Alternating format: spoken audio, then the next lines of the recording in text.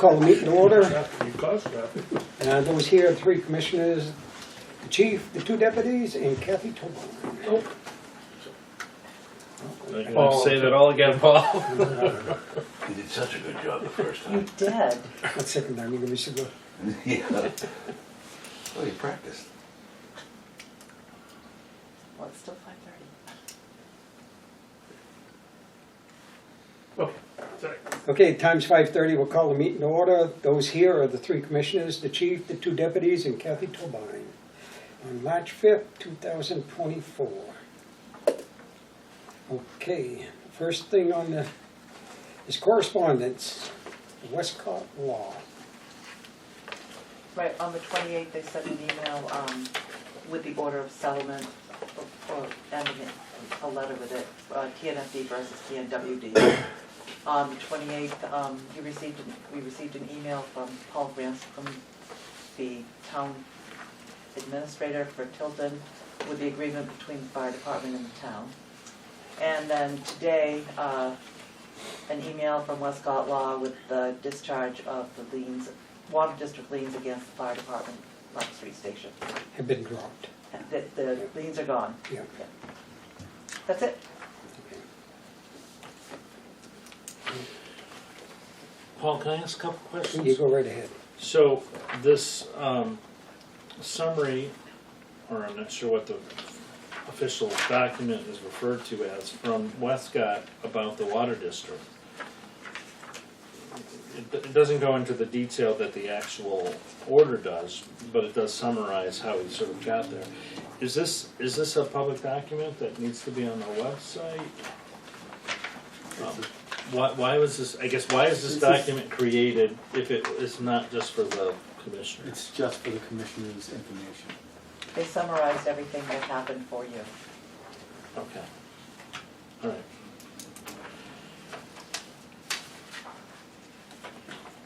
Interesting. They do that a lot, Do they? yes. Okay.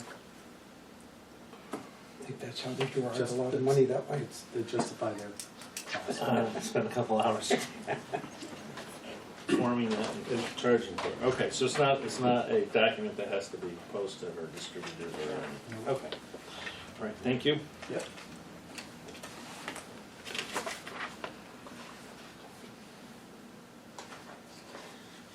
Anything else on Westcott Law? Not on that document. Okay, nothing on that. Let's move on. Okay, the agreement between the Tilton Northfield Fire Department and the town of Northfield. Town of Tilton. Oh, I'm sorry, town of Tilton. So my understanding is that was that in response to you contacting Tilton and asking for? So I guess this is something that started when Jeannie Forrester was the town administrator. I think she passed it off to Tim Pearson, and he created this, but in the end of Jeannie Forrester and the beginning of Paul Branscombe, it kind of went dead.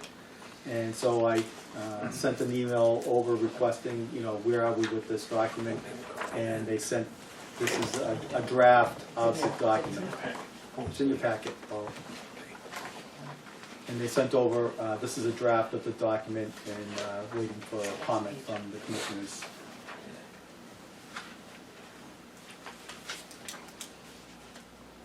I guess I'll be the first one to speak on it. I am not going to sign it simply because I don't want to get locked into something that we can't get out of. There's no telling what we're going to do in the future, whether we're going to build a station up there or not. And with this agreement, it kind of holds us liable that who's to say we want to get rid of that? Maybe someday we might keep it for cold storage. You never know. So until we find out what we're going to do for a new station, I will not sign it. And if we do not do anything up there, and we do something in Northfield, then we're stuck with this here and get rid of the building. I just think, I guess I wouldn't be opposed to signing it as long as it had a timeline in there that if the voters don't vote to to build the station within some period of time. Because the one thing it does do is it does lock in that piece of property, so they couldn't decide a year from now that they wanted to use it for something else. Yeah, but it can only be used for certain things. It was recreation, Right. and I don't know how they got away with giving it to us. I really don't know, because with the town of Tilton did not vote that way. It was given to them for one reason, and I don't know how they got away by doing what they did. I had some other questions in here. It's their, the district agrees to enter into a purchase and sale, number 2. In the consideration of the value of the land, pay a sum of, and there's a dollar amount there with no place for a dollar amount. And that, and we're gonna escrow a certain amount of money, which is the cost to remove the Center Street station. But there's nothing in there with a value for the Center Street station, which I would think would be the same value as what the Sanborn Road property would be. And then I think the chief, there was another page to that email that you changed the wording of, to remove the structure within 30 days of certificate of occupancy for the newly constructed fire station. Well, if we're doing a two-phase project that might be Sanborn Road, and then once we are able to move equipment to Sanborn Road, like to free up Park Street so we can then do work at Park Street, we're going to need Center Street for an extended period of time, not 30 days. And so I think the verbiage needs to be reworked, because that transition to moving into a new station or 2 new stations might take a while, and if we do it in phases. Why, I guess I can't understand, why would we sign something when we're not sure what's gonna happen? If it does not get passed, if they do not build a new fire station, do something, the town says, no, we're not doing anything, we're stuck there another, say, 5-10 years. Well, right. I think the only benefit to this is that it ties that piece of property, it gives that piece of property to us. Well, And that's why I think there should be some sort of timeline in there. We don't sign this, and then next year we come before the voters and they question whether the property is really available, and the town of Tilton finds another use for it, and now all of a sudden our fire station project doesn't move forward because we don't have a property anymore. Well, you could put, I mean, if we signed it, you could put, maybe a 10-year, up to 10 to 20 years. That property is, and you'll get this year. All I'm saying is, I don't want to get something caught in legal battle here, and it sounds to me like that's what it is.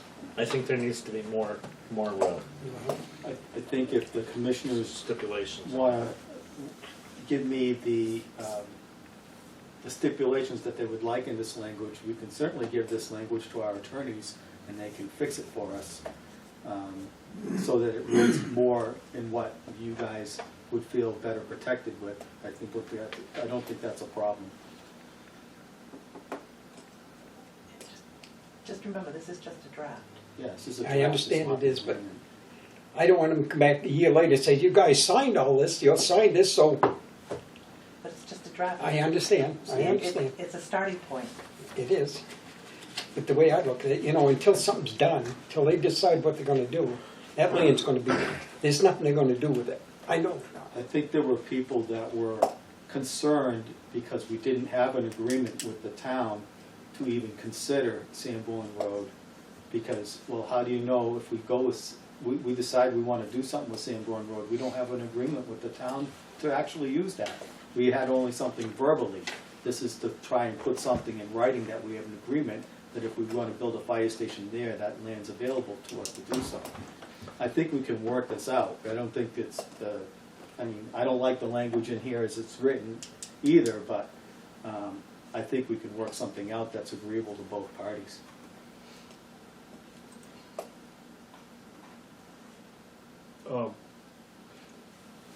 Yeah, I mean, I like the idea that we finally have something that kind of is a starting point.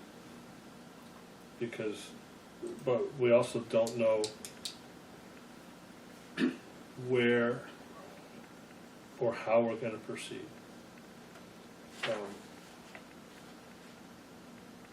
We don't know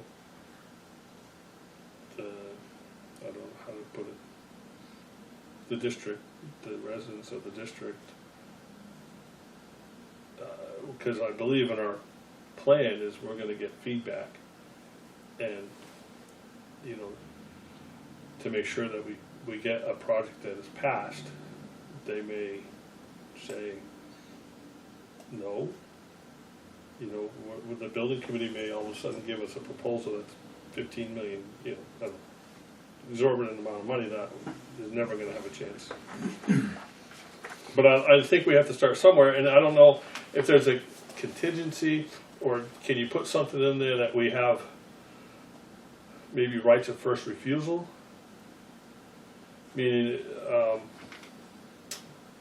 don't know. There was a piece of property in Westford where I grew up. There was an apple orchard, and they were looking at the people that owned the orchard were looking at developing it or something, and the town had first rights to it. Meaning, if they got someone an offer, the town had first offer on it to make it conservation land or to make it a park or whatever they wanted to do. And you know, is that something that we can do here?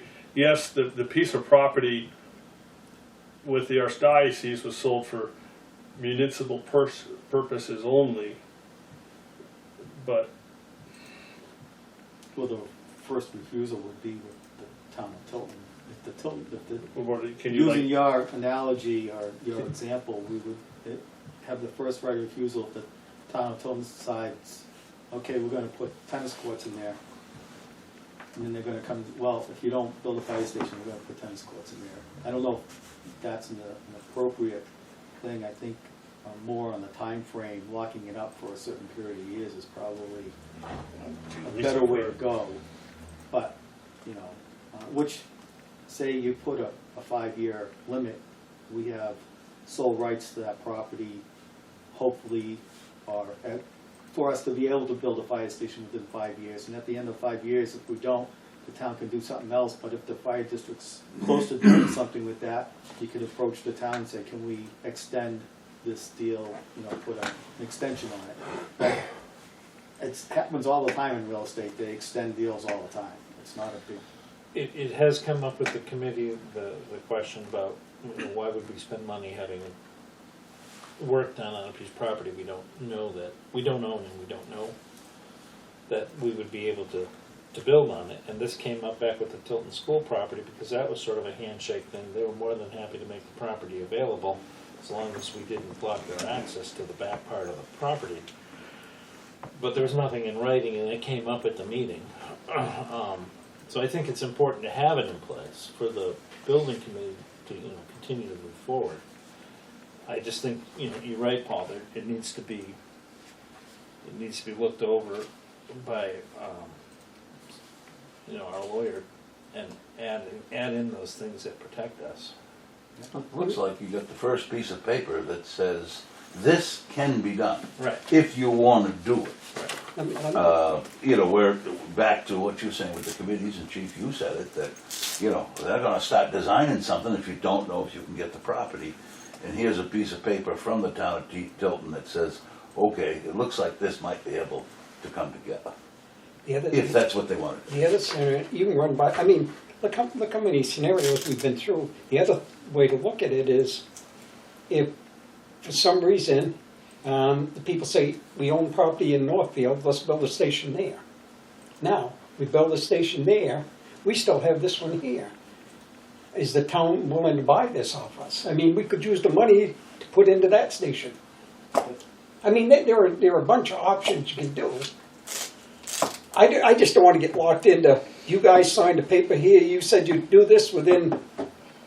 do we need to have a, I mean, obviously, if the district doesn't approve building a building anywhere, it doesn't. Then you need to It's a moot point anyways. Right. do we need to have, to kind of settle your question, do we need to have some type of appraisal done on the Center Street station to see what the value of it is? I don't think the value of the station was really ever in question. It was just how much was it going to cost in this document, how much is it going to cost to remove the building? And I've got one estimate already, although it's a little more than a year old. But I have the names of 3 removal companies, pasted right above my desk, I can call them up and say how much to remove it, so I could get a more accurate number. But I think at the time it was like $80,000. That included all abatements and taking the whole building away, and then it was like another $15,000 to pave it. But wouldn't we really need to do a bid process for that? We could go out to bid for it, yeah, but you still want to have an idea of what it's probably gonna No, cost. no, I know, and we kinda have that, but I mean, just to keep it, You gotta fill in that blank. yeah, well, no, just to keep it, you know, above board, so to speak, where you might get a bid where it comes in lower than we thought. It's our Oh, purchasing that was- policy that you do that. Yeah, we will go out to bid for it. The other thing is what's, you know, there again, sounds like they're willing to give us something for trade, which they need as much as we, if we were gonna build up there, we would need the same thing. I believe they need it more than we do because they have no parking out here. Very well aware of that. They have no parking whatsoever because of the guy next door. We are aware. It's a win-win situation for both the It fire is, department but and the what's town. to say we don't come back and say, hey, we're willing to do that, although you guys are gonna have to pay to tear it down. Well, I think that's their proposal. This is, Now, we their could- proposal is we pay to tear it down. Right.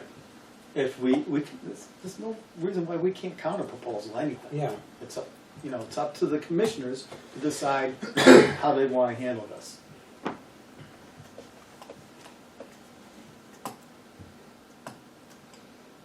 It's not an us versus them, it's the same group of people. Very true.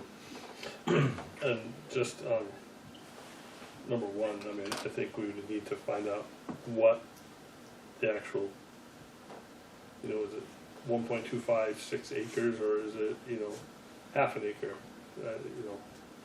Yeah, I think they were probably looking to us to see how much of that land do we Yeah, actually need. and I don't know what the, I And don't know what the couldn't- actual size is. I couldn't really answer that without having the architects or our Lorero say that if you build this building, you're gonna need this much land. Yeah. If you build this building, you need this much land. Not just, I think looking at the property myself, I've looked at it several times. I think we take the whole width that was available, and it's just a matter of how deep we go. I know they previously related to me that they wanted, the police station is 100 feet off of Sanborn Road. They would like the fire station to match that for aesthetic purposes. And so we know that's 100 feet plus the width of the building plus whatever we need for parking out back. That's how deep it would be. Length times width equals area.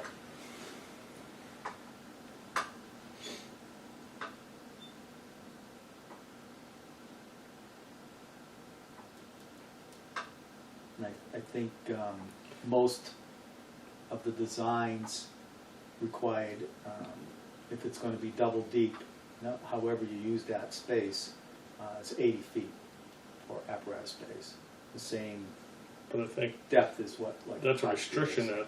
that now they're putting on that, where if we determine that we need to really be 75 feet off the road, well, now you have it, they say they would like, but it's not in writing, so I guess, It's not in writing. I mean, and technically, we don't have to comply. Once we own the property, we can do whatever we want with it. It's site-wise, because we don't have to conform to setbacks or anything like that. But by the same token, that size apron out in front makes all the sense in the world. It absolutely makes all the sense. That's a plus. Yeah, yeah. So how many feet is, Center Street? no, Park Street, no, Park Street. It's, I think it's 60 feet. The apron. I'm just trying to Yeah. picture how Yeah. it That Yeah. makes sense. It's about 60 feet. I haven't measured it exactly, but I know that's about the ballpark. So the full length of the building, would at least 40 feet deep, so the back of the building, with your apron. The building, Park Street is 60 feet wide by 80 feet deep. Okay. So half the building.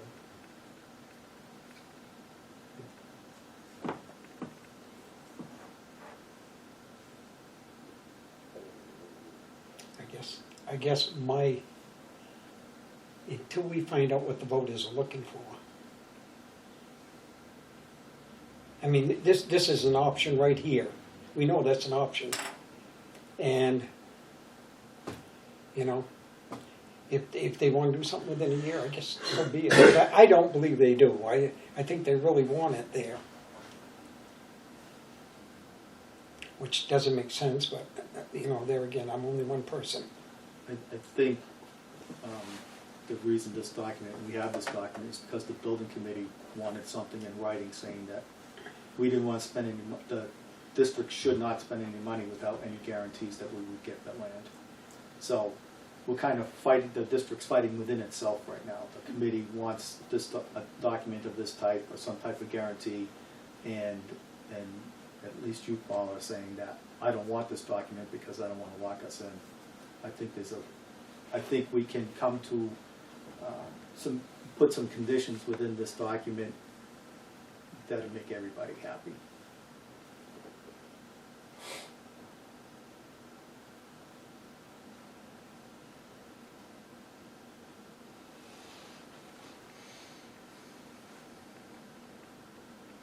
Because the town of Tilton didn't ask for this document, we asked them. Well, but the point is, it looks like they're willing to give you that document. Yeah. They're willing to negotiate on that piece of property. Sounds like. Yeah, no, they're very, Yeah. they see this as a win-win. Mm-hmm. So they're very enthusiastic. Yeah, it wasn't. They were just on, you know, when we asked for the document, it was like, all right, we ought to be able to come up with that. It just, no one sat there and said, all right, let's make a list of all the things that we want included in the document.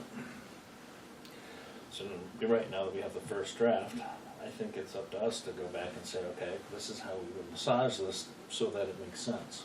Yeah. For us and the town of Tilton.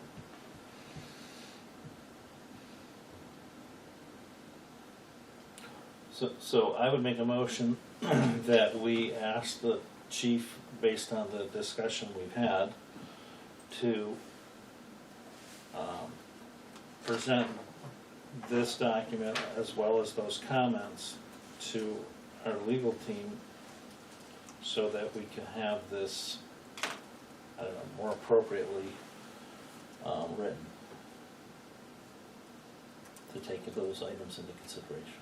Well, and also possibly instruct them that in the event the voters say, nah, there's no way we're going up there, that we're not locked in. If they say, hey, sorry, not gonna work. We don't want to be locked in, and I'm sure the town of Tilton doesn't want to be locked in. Right, exactly.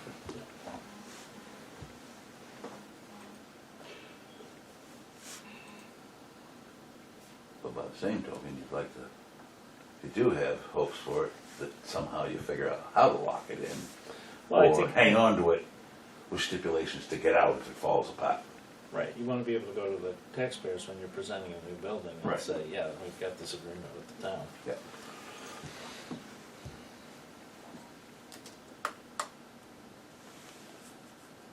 And we, you know, we as a building committee talk about the value, you know, what's the value of Center Street?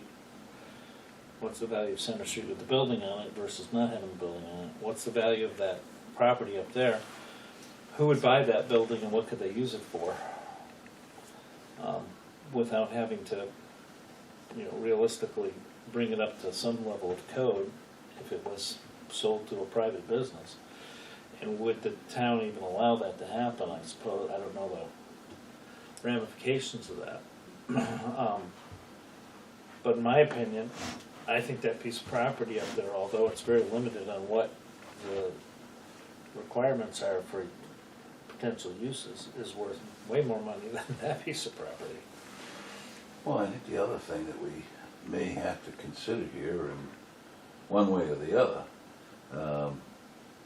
if we're gonna hang on to that building for any length of time, we got mitigation that we may be responsible, we gotta take care of before this all happens. 'Cause we can't even paint the place Well, this, because of the lead paint. It's gotta be taken care of, or it's gotta be torn down and hauled off. So, what does that cost? I'm to gonna, take I'm care gonna of the second the motion just for discussion purposes, because we have a motion. And I'm gonna second it for discussion. Okay, been moving second. Well, I don't wanna vote on it, yeah. Oh, yeah, any discussion. Yeah, so I'm just what you just said, but I'm reading this now, again, and we have to put into escrow the cost to remove the structure at 12 Center Street payable to the town of Tilton within 30 days of the certificate of occupancy. So, I guess that raises the question, who's gonna actually tear it down? Like, wouldn't we just pay for it? I mean, why put it in escrow? I don't know. Well, that's one of the things we could just say. Yeah. Some things we have to ask. But then, as Chief just said, the mitigation, yeah, we can't paint that building right now, unless you encapsulate it Well, if somehow. we're gonna go back and forth on this for another Well, no, 5 years, we gotta deal with that. So what's that do to the value of the property? Is that line put in there so that if it takes a couple of years to get to that point, the money is? Well, it's within 30 days of the certificate of occupancy. So. Well, but when you read it, it says that you're putting in escrow within 30 days. It doesn't mean that the transaction of the building coming down and signing the property over to town is within 30 days. The way this reads to me, it looks like we pay them $1 for Sanborn Road, and then once the occupancy permit is issued, which is after the building is done, for the occupancy of the new fire station, within 30 days, we have to put in an escrow account the amount it is to remove that fire station. Although I don't know why we'd have, either we pay for it or we give them the money, then you do it yourself. The more I think about it, the reason that money is there is so that if another year goes by before you moved out of that building, the taxpayers can't say, no, we're not approving any money to tear down the building. Sure. So Yeah, but that's in your bond amount, because this is you're putting an escrow within 30 days of the CO. So all along you can be building, and then you finally, well, okay, now we got a building, we're just waiting for the CO, and within 30 days of the CO you have to put that money in escrow. That's when you can tear down that station. But I think the reason they're putting it in there is so you don't come by later and say, yeah, we changed our mind. We're not gonna tear it down. We're gonna sign the property over and give you the property with the building on it. Yeah. That's to protect the town. Which is, it's not a big deal either way, really. No. I guess I'm curious what it's worth. Well, so we looked it up on the tax rolls. Well, I know you did that way, but what the tax says and which, Want an appraisal? Do you want a true appraisal? You can make that motion, and if it gets seconded, I'll get it appraised. I mean, it is. It don't matter. I mean, if it's appraised for 200,000, then what they can come back and say the land's appraised for 200,000 too. I mean, so it's a. I don't think that they basically want an even swap. I understand what they want. I don't think they're gonna change their mind on, okay, that's worth 200,000, and that's what we want you to pay. This is all very public right now. None of I this is secret. guess it would be worth it to get an appraisal, because there again, if nothing happens up there and it happens down there, we know what that's worth. So if they want it, this is what it's worth. If you want to build it. Yeah. If not, we'll keep it and we'll use it for cold storage. But the other side of that is commercial properties are So they're gonna get more. not feeling the surgence in pricing that residential property is feeling. Well, but I still go back to a statement I made earlier. So you wanna check the value of a home, and somebody says, well, it's worth $250,000. Yeah, but it's covered with lead paint. Whoa, no, it's worth 15. I mean, what's somebody willing to pay for it? What's its true value? It's covered in lead paint. Oh, then, okay, there goes your value. Well, no, that becomes negotiation. Well, absolutely, but what I'm saying is, See, reduced you got by a the structure cost this of side, the commercial abatement. rents, it's worth 250,000, but it's gonna have paint all over it. So the cost of the abatement of the lead paint is. Exactly, and would be is that we- But there 50,000? I could don't be know. grants out there, if it's Oh, being could turned very into, well be. I'll say public housing or something. Absolutely. Or I can just see the town It is, it's approving already that. public housing. It's housing our staff. well, The homeless, or like a community center, where it becomes obviously there has to be a lot done to it to bring it up, but there might be grants out there Well, for that. my point is, one way or another, Yeah. we're gonna be responsible before that building goes anywhere, Well, no. gets sold, to take care of, Yeah. the issues that it has. I guess I would feel better to get an appraisal on it anyhow, what it's worth. I mean, it's, Well, you have one motion on the floor before yeah.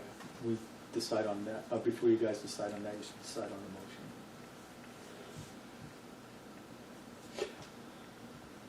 I'll call the question.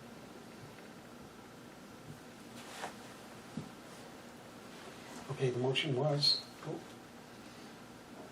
The motion was to, Forgot I don't know what you wrote down, but I didn't write it down.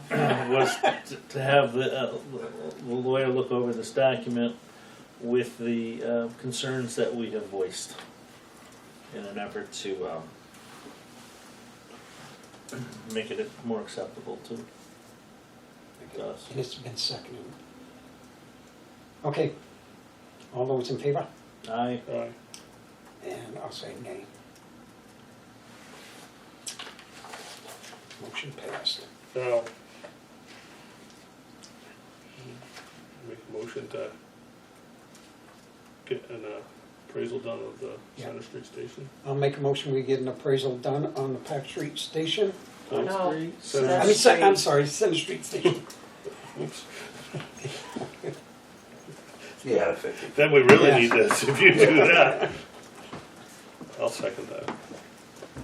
What does it cost to have an appraisal?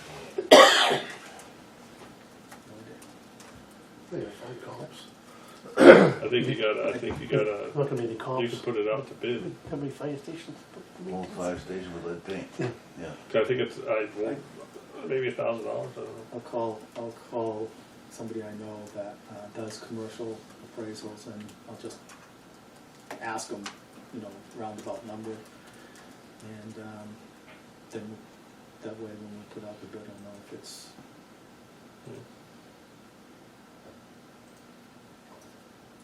But if we do that, which is fine, where are we gonna get the money from? Well, we'll cross that road when we find out how much it is. I mean, or do we know? Yeah, I guess the best thing to do is find out what the cost is. $1,000, is it 500, is it? Is it $10,000? Yeah. 10,000? No idea, gas grill was 14 grand. I guess I wonder, how does it benefit the district that we do an appraisal on that building? Well, the only thing is if nothing happens on Park Street, I mean, nothing happens up on, there, and they do decide to do Park Street, we know what it's worth if we were to sell it. And we don't need that information until we get to that point. So I've questioned whether it's worth spending the money on this year. All right, I'm gonna say something that was brought, I was gonna save it for later, but I'm gonna bring it up. So at the candidates night in Northfield, there was a little bit of discussion about a station. And a couple people brought up, there'd be a better chance if there are options, if people know what the options are, and not at district meeting where you just go. And I explained that, we plan on having, meetings with the public, but, people wanna know what are the options, so they can kinda get behind one or the other. And then I also mentioned, well, there's gonna be the committee is working on a survey to get your opinion, the residents of the district's opinions and input on it, and that seemed to go over good, because people were like, well, we don't have any, input, and, so it was, and then of course the other question that was asked was, well, is the district gonna divide? That was a whole other conversation, but, so I think if we do our due diligence and, have the options and present it, I think we're gonna be able to get that sold better than just saying, district meeting, okay, this is the plan. But ahead of time, you have a meeting, or we've said it before, where, all right, this is option A, and this is option B, and kind of give people that, just don't ram something down their throats. That this is take it or leave it, and we're back at square, ground zero again. We're starting over, which we've done for 40 years, or how many? More than that, Yeah. So, I think we're on the right track, and it's just a matter of getting it done. So, I mean, if we do our due diligence and show the steps that we've taken, okay, this is just like this letter from the attorney. This is the chronological order. This is what we've done. We've looked at this and we've looked at that, and you explain that. I think people will see that. Okay, they've looked at all. They've looked at everything. You kind of show the history of it a little bit, and then that will get the buy-in value that we need, that we desperately need. Find out what an appraisal costs, and to be continued next month. Yeah. So you have to take a vote. I'll make a motion, Chief. You did We already that. have a motion. You have a Oh, yeah, motion. I seconded it. Okay, it's been moved and second. All those in favor? All right. Aye. No. No. I don't think we did that right, because the motion was to get an To appraisal. get Get an an Motion appraisal. was to get an Not to get a appraisal. price. Okay. I'll make a motion to get an appraisal. motion. Just with, Withdraw. I'll withdraw my motion. I'm getting an appraisal with a price. Do we have to vote no on that? I withdraw my second. okay, they've We done already that. voted. Yeah. There was no further discussion, and the motion was withdrawn. I have no idea. You guys have solely messed this up. Vote was taken.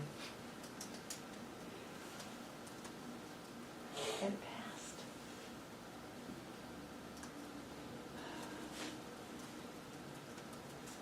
Now what? You guys passed it. Let's Now say, what? make a motion to have the chief get a price on an appraisal and to take no further action on actually going through with the appraisal until the chief returns with that information. That's a good idea. Who's making the motion? I'm making that motion. Second it right off before you forget. I'll second it. Okay, it's been moved second. Any discussion? So, do you get the verbiage on that? No, I'm still working on it. To have chief CTAR obtain cost appraisal and no further action being taken on the appraisal until the cost is determined. Can you read And that the again? commissioners say to go ahead forward with the actual appraisal. Well, you don't have to do that because it says, Commissioner Sattler made a motion to have Chief Seatar obtain the cost of an appraisal and no further action being taken on the appraisal until the cost is determined. And this sounds like we need to put it up to bid. Okay, and he made the motion. And he- I'll take care of He the seconded it. details of it Yes, by Okay. following our policy. You ready? yes, go ahead. Did All somebody those in second- favor? Somebody second that? You said he did, Eric Eric did. did. All those in favor? Aye. Alright.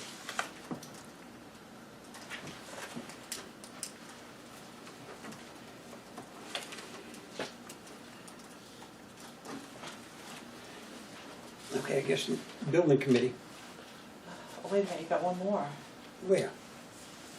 It's not on there because it just came in today. Yeah, it's the extra, The discharge of the liens. Oh, Did anybody want to discuss that, or are we good? I read it, I mean, I read it through I today. guess, why are there so many pages? it's just there were 5 names on it. 5? Yeah. Oh, because it was on each account? Yeah, some weird thing.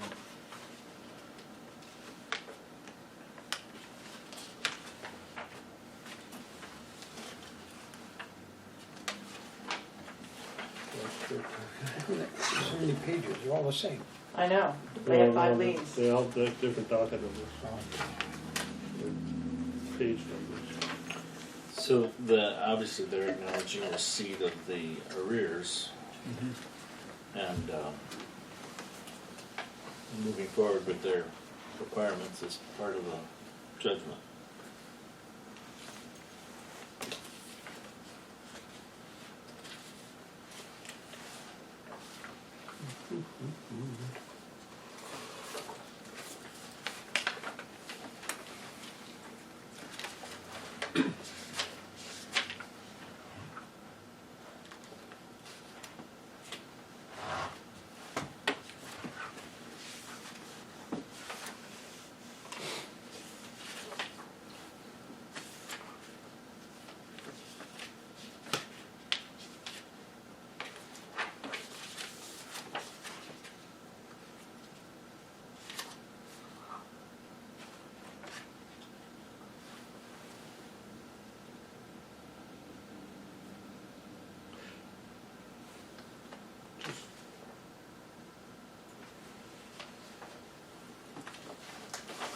What are you pondering there, Eric?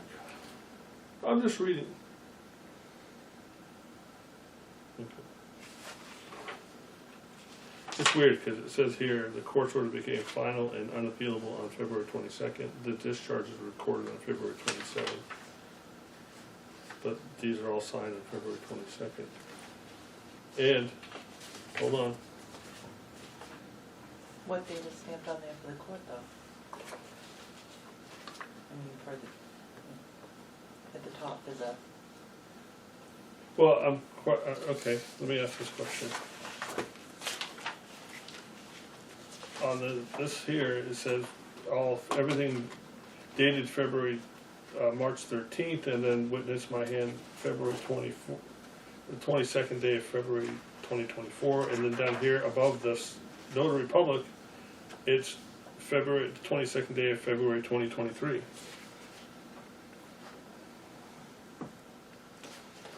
oh my. But the recording was done on February 27th, 24. The 22nd day.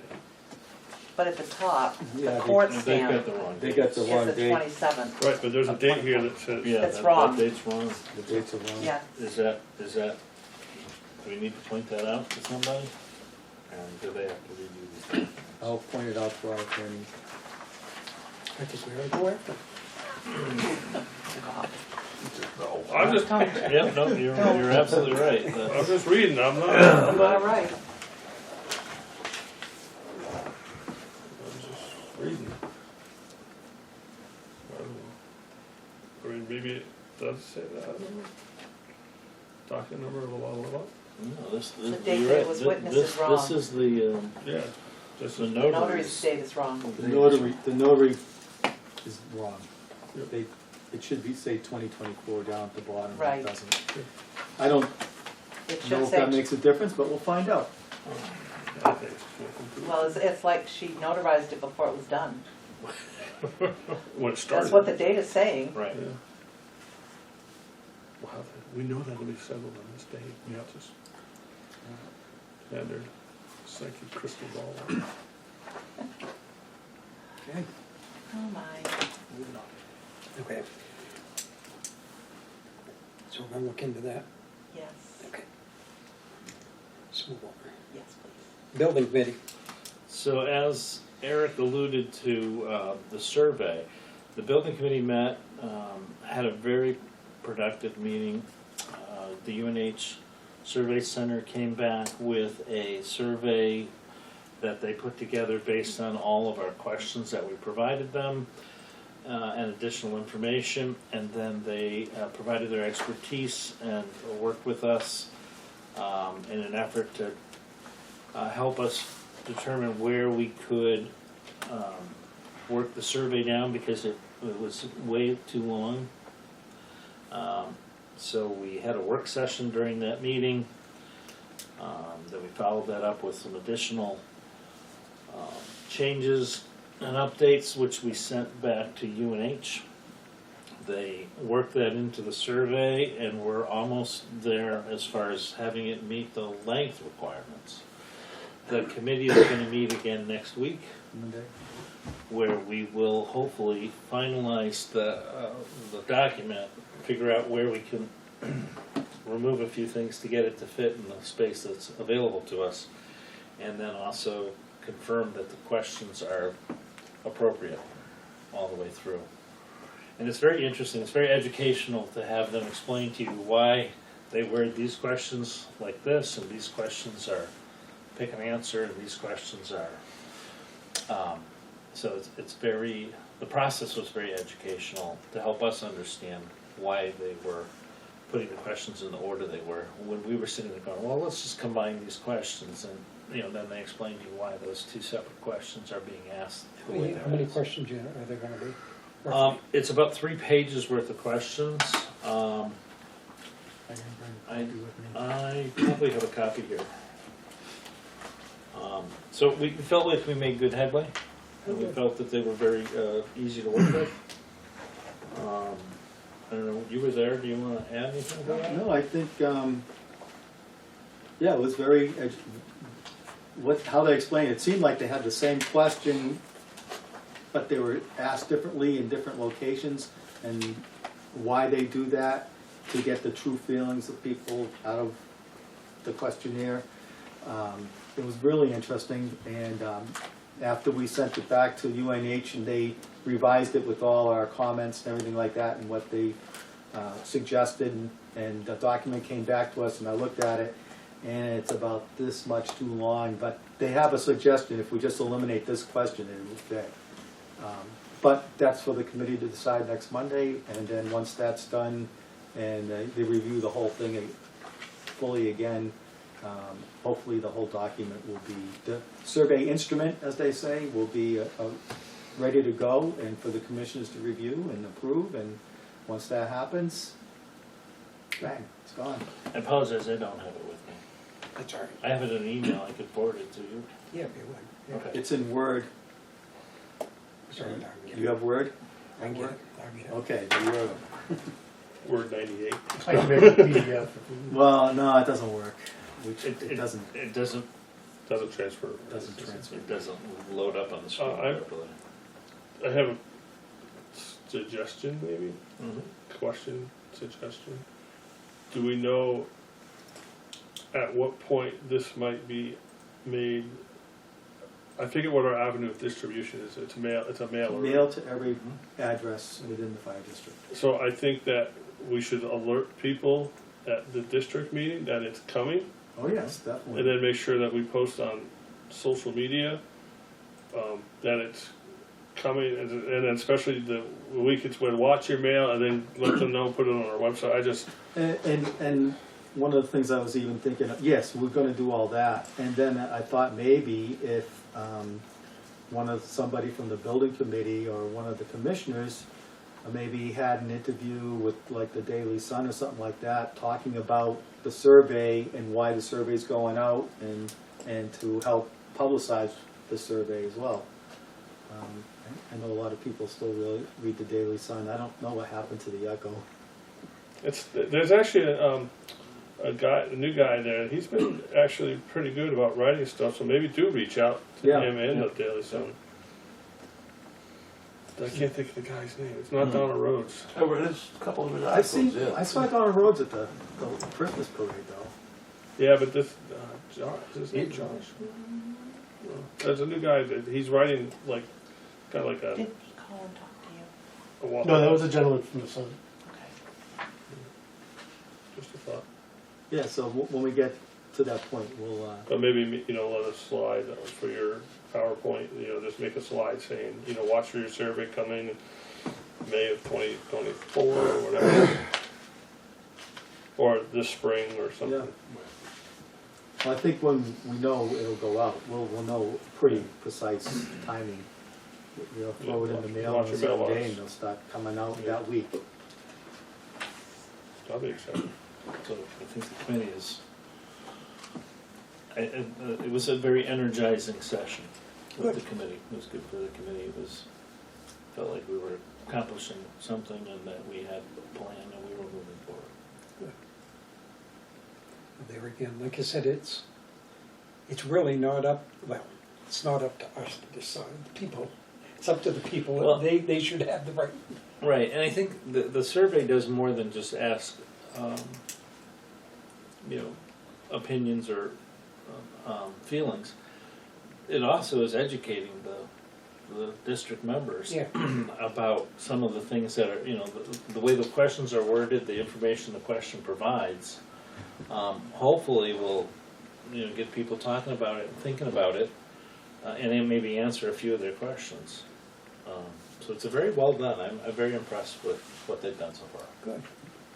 Good. Okay, ready to move on? Chief's report. All right, before I get into the chief's report, I just want to make some comments for the commissioners about, we responded to an incident last week where there was an overturned canoe in the river to Franklin, and very trying situation. At 4 people in the river exactly, 2 children, 2 adults, one was a police officer who, very heroic actions, that police officer, he absolutely deserves a medal. But what I really want to say is the stars aligned that day for all the people there to be living today. The amount of effort and work that went into saving, especially the one young child who had drowned, and the work that our guys, because the Tnfd worked on that child, and we were the ones that performed all the care until they got to the hospital to that child, and the work that they did was tremendous. And it goes to show how valuable our service is to not only to Northfield, but we work very closely with Franklin in almost everything, and the region in general. But I just can't say how grateful I am that we have the employees that we have, because they're top notch. And this situation came out is better than anybody could have imagined when we pulled that kid out of the water. It didn't look good at all. It was not good at all. And the guys did a super fantastic job, and I just, you know, very grateful for that. Very grateful, and very proud, very proud. You know, And I thank the commissioners and everybody else for supporting us in our training and education and our certifications, because it wouldn't have been possible to save that child if we didn't have all that behind us. I'm surprised, you know, I watched if it was on the news, I never saw it on TV. Oh, they were actually talking about it tonight on the news. They commented about 2 policemen. Yeah. Oh, did they, it was Yeah. tonight? Because I've been watching for it, and the only thing that come up was the guy who shot his girlfriend with the 2 kids. No, Blame her. there was Blame her. it was on Channel 9's website. It was on the On the news, I think, It was the next day. And I think they had a Yeah. reporter at the parking lot there at the Yeah. Franklin PD. There was one write-up that was really well done as compared to the one you keep finding, which I know if one of them was put out by like Franklin PD. Franklin PD's provided more information than Franklin Fires did. Yeah, and they listed the number of different organizations that were on scene, and it was pretty substantial. So there were a lot of people involved in this. First of all, the police officer who jumped into the water, the other police officer that helped him out of the water, as long as with other people that helped him out of the water. It wasn't but him by himself. The dam operator from Tilton, who was driving by at the time and saw the commotion and was able to shut the dam off because the dam in Franklin was creating a whirlpool eddy effect that was sucking these people in to the water. It wasn't just like rushing river water. It was the dam was operating, the hydroelectric dam was operating, creating an eddy. They're basically in a washing machine. Yeah, and so the two state police officers were right there on scene to help start doing CPR right away. Franklin Fire wasn't on a call at the time, so they were able to respond in a timely manner. Neither were we on a call at that point in time, so we were able to all show up in a very timely manner to get this done. But if Franklin Fire was on a call, or we were on a call, it wouldn't have turned out nearly as good as it did. It just wouldn't have happened. And those types of situations are very labor intensive. You need a lot of people to make these things successful. And when we got that child to the emergency room, our guys were doing CPR on that child until that child warmed up enough to be able to sustain his own heartbeat until he could flow into Dartmouth for quite a long time. Quite a Well long over time. an hour. Yeah. And so kudos to the guys and my deepest respect to them, really. It was a very trying situation. And you got a lot of guys that with young children at the same age, and before you know the outcome, you know, it affects you deeply because you're thinking of your own children. It's very emotional at the same time, and it's tough to swallow. You got to swallow that stuff down for a while. And fortunately, this child and the other child survived without apparently any ill effects. And again, it was just great. You know, just thankful, very thankful. It strikes me funny though, why would parents do that with kids like that? Well, that's the other emotion. Yeah, Very angry at the same time. yeah, You know, how could you do that? Why would you do that? it just, But you know, he's going to have to answer for Yeah. that. it's unreal. Does, I mean, have the people that responded, have they been offered counseling and all that? Yes, we've talked to him a number of times. Because, you know, like, it doesn't hit you sometimes until the next day, the adrenaline rushes off, you know, wears off. Well, sure. I mean, I had a similar thing in my previous employment that this brings all that back to me, and I'm still emotional over it. You know, Did it, and that kid lived too. does the, and I don't know if it's City of Franklin or us, do they do like, I mean, it sounds petty, but like an award, you know, an award of valor or something? You know, yeah, they didn't jump in the river. There'll be a unit citation. There'll be a unit Yeah. citation Yeah. given. Yeah, that'll be from the state. You say the stars align. I mean, the guy, from what I've read, you know, the guy driving by that operates the dam just happens to be driving by. Yeah. You know, what are the odds? Like I said, there was If you, had so to wait, many. if you had to wait 20 minutes for him to arrive from somewhere else, you know. Yeah, it was like the first patient care provider was one of our off-duty firefighters. Yeah. He just happened to be right there You know. and was able to provide patient care before our ambulance even arrived. He was on his way to work. Yeah. Does a call like that, does all four on-duty Yes. fire? Yeah. All water rescues, yeah, all four. They take the ambulance and the. Yes, because we have water rescue equipment on both, depending on Yeah. which one it is, yeah. And if we don't know if we need the ambulance, like that time, the water rescue equipment mostly is on the engine, but we needed the ambulance for the patient. And we just deadmanned the engine. And they had 5 people in the ambulance. The 5 of our guys were in the ambulance, caring for that child on the way to the hospital. Okay, cool. So, thank you for that, giving me that time to express my gratitude. I submitted the chief's report to you guys last Friday. I'd be happy to answer any questions.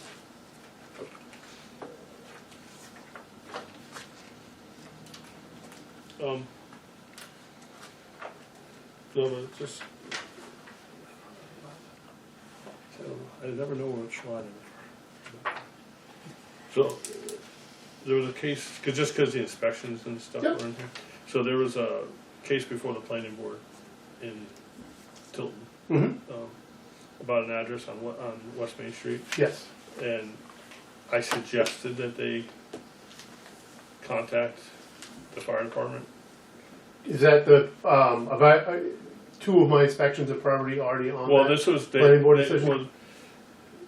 yeah, I'm not even gonna talk about that part of Yeah. it, but the way they had their map, you know, the town regulations are, you know, one-way directional has to be so wide, and, you know, they were like, oh, it's 15 feet and 3 cars, you might wanna talk to the fire department about that, cause can you fit a fire engine around that? So I don't know if they came to you about that or not. I haven't, had the planning board hasn't come to me. I know Leanne Well, and Chuck. we're directed the applicant to come to you. Okay, I know because Leanne and Chuck will not approve a site plan without my signature. It's been continued to March. Okay, 15 feet's not wide enough, but anyway. Yeah. The town of Tilton itself is very, very good at including me in all decisions before building permits are given out. And I have a very good working relationship with Leanne and Chuck and previously Janice. And so they do bring all that. I haven't seen the one, maybe it's a different one that I think you're talking about, but 549. That's the Dunkin' Donuts. So. I thought you were going to, never mind. I thought No, it was no, I going just- thought it was the hazmat one. I thought it was more than I don't know about that. that. Yeah. Anybody got anything on chief's report? I thought the number of fire prevention inspections was down. I think we're beyond the heating season. Like I don't say beyond the heating season, but everybody who's putting a boiler in, doing gas work, all that stuff's done. We're past all the school inspections. We're past all that, and we kind of haven't ramped up into the summertime stuff yet. I think we already have 14 done for March. So this is not unusual. no, I don't. I think this is January, February. Everybody's kind of done doing work, and we haven't picked up that beginning yet.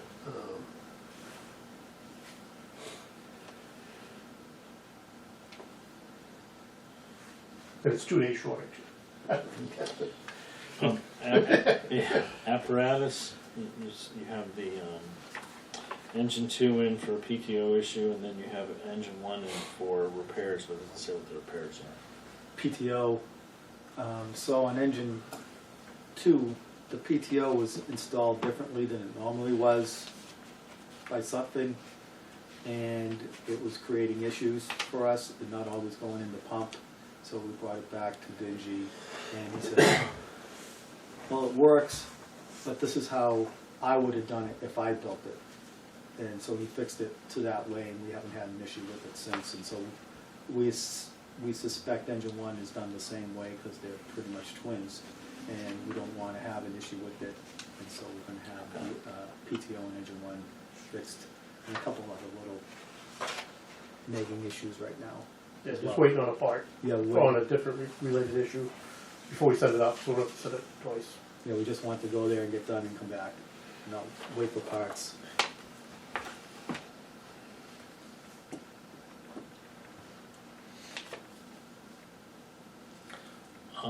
Two new call members, does that bring the call force up to 12? Yes. What about our losses? I haven't counted in a while, so I don't know. I counted today. We were at 10. I counted today. Yeah. It's 10, I mean Yeah. 12. Yeah, right, we were at 10. The 10 was after the losses. Okay, all right. So we have a slide that needs to be adjusted. Maybe. Maybe, yeah. Okay.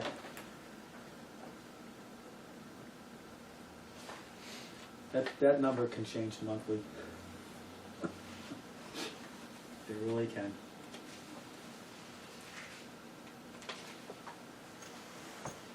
But if you're talking about the year in review, that's 2023, these were hired in 2024, Oh, I was just thinking. so it might save you. Yeah, but it might be looked at as being misleading. Well, you can Oh, I explain didn't it know when what you you're meant by talking. slide, now I get you, now I understand what you were asking.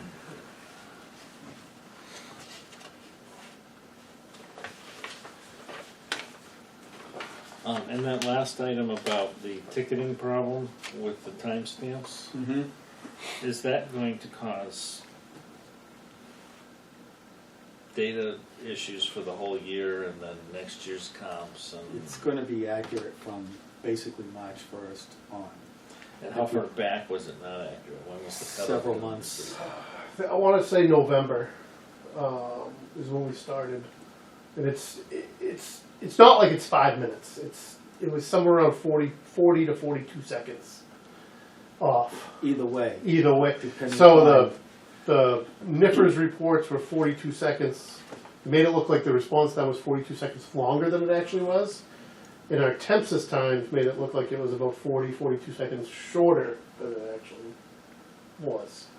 And what it was is, well, Adam can probably explain it a lot better than I can, but the way the CAD system works is across the country, they tell you which apparatus to take. A1 gets dispatched, engine 3 gets dispatched. Well, we're one of the only dispatch centers that doesn't do that. They just say, 21, they tone tilt Northfield to go on a call, and then we say 21 ambulance 1, 21 engine 1 responding.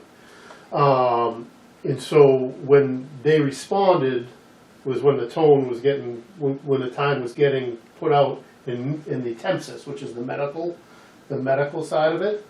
And then because there was no default, because there was no number there. And then on the fire side of it, which is the NHESR report, the NIFRS report, there was no default, so they were defaulting for when dispatch was getting the call, not when we were actually getting toned. So I worked with Paul Steele from Lake George Mutual Fire Aid and Colleen Pompa, who's from Image Trend, and we worked together and we got it straightened out. And then they realized that everybody else in the Lakes region was the same problem was happening. We were just the first to pick up on it. So they've rectified it for the whole. So long story short, it's about a 40-second difference for about 3 months. Yeah. Not ideal. Yeah. And it was just because of when the new CAD system went into effect.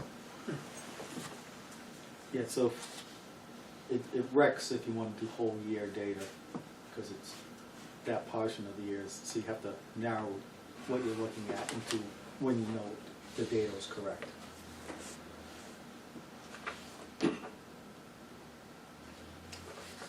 Any other questions?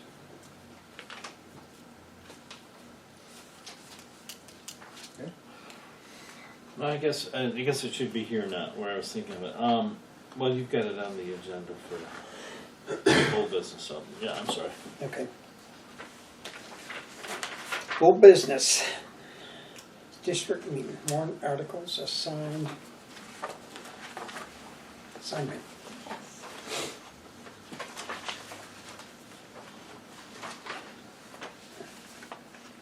Who wants to talk?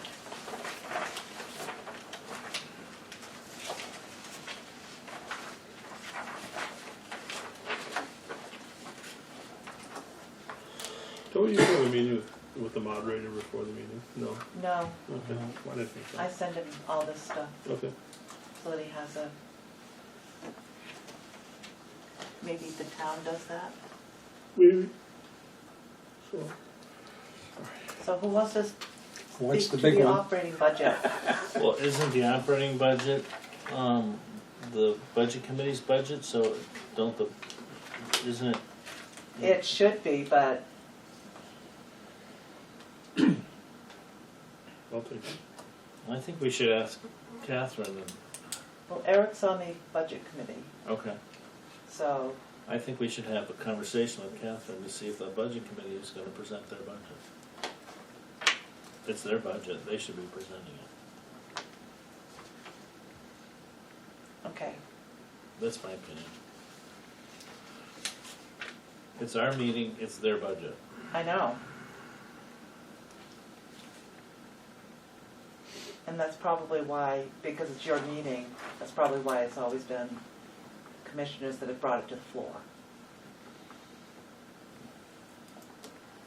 But it doesn't have to be that way. I think it's worth a conversation.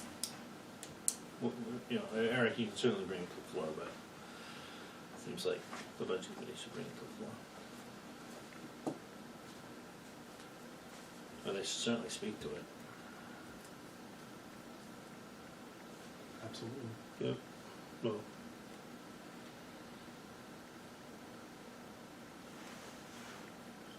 So what would you like me to do?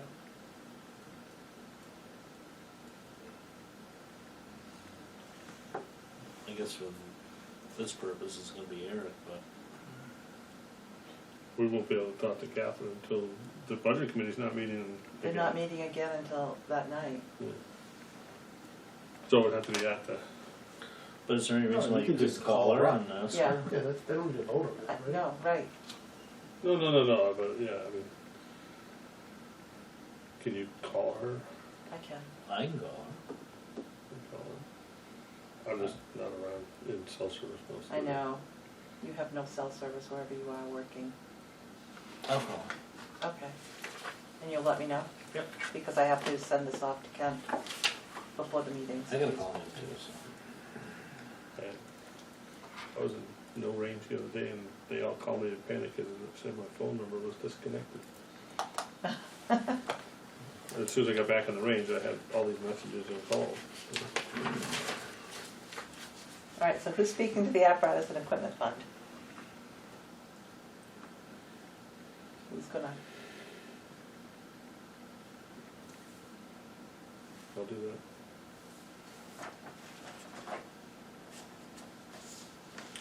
I'll speak to the new ambulance. pick up? I'll do the pickup. What year's the old one? 2005. Right, so landed building fund. I'll do that.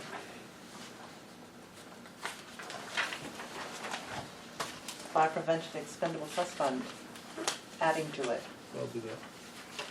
taking it away. And those two sort of go together, right? Yes. 8, 9? I'll do Yeah. that one too then. 10, health insurance deductible ETF. I'll do that. 11, communication tower, adding to, oh, why does it say establish? Oh, the contingency fund, yeah, adding to the tower, I can do that one. and the contingency fund,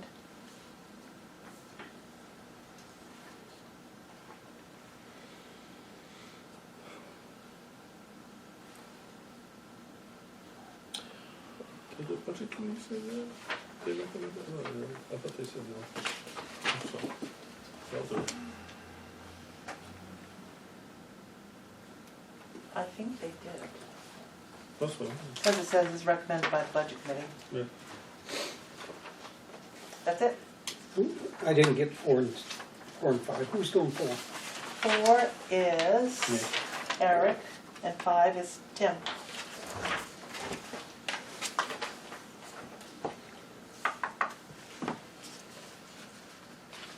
I think it would be helpful for the budget committee if they would speak to the budget and then also the contingency fund. So I'll mention that to Catherine as well. Does she have a copy of this document? She should have. I mean, they all got a copy of the warrant articles when we were meeting. I always hand out ones at the meeting. Do I have a copy of this as a separate email, or would it only be in a package? I can email it to you. Can you please? Sure. And I'll forward it to Catherine and then I'll call her. Might go knock on the door and hand it to her. I could do that too.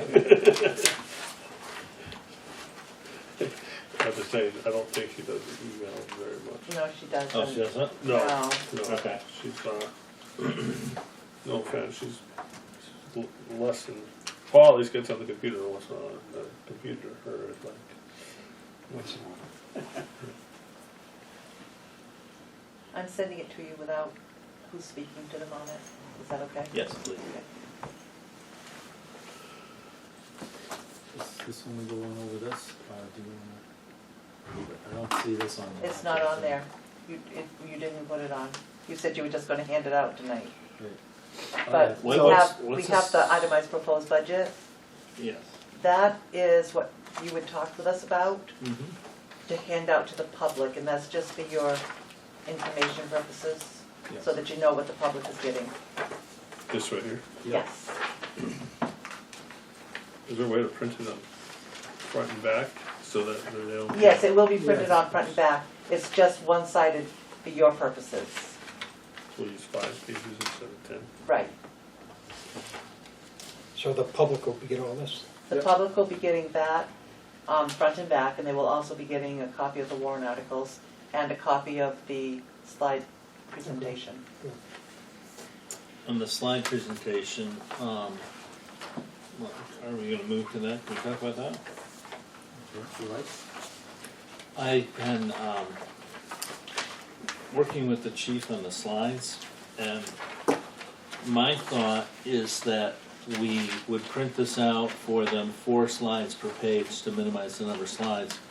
And then during the presentation at the meeting, we're not gonna go over all the slides, and so that would be told to them.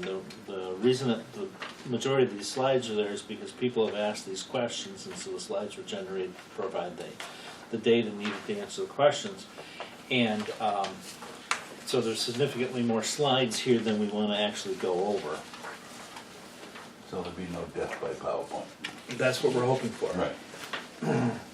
And then the other thing is, I hate when people read all the information on the slide. So, why bother, right? And so the other idea is, we're gonna move through the slides fairly quickly. And my opinion would be that we end the slides, we end the discussion on the slides at, Yes.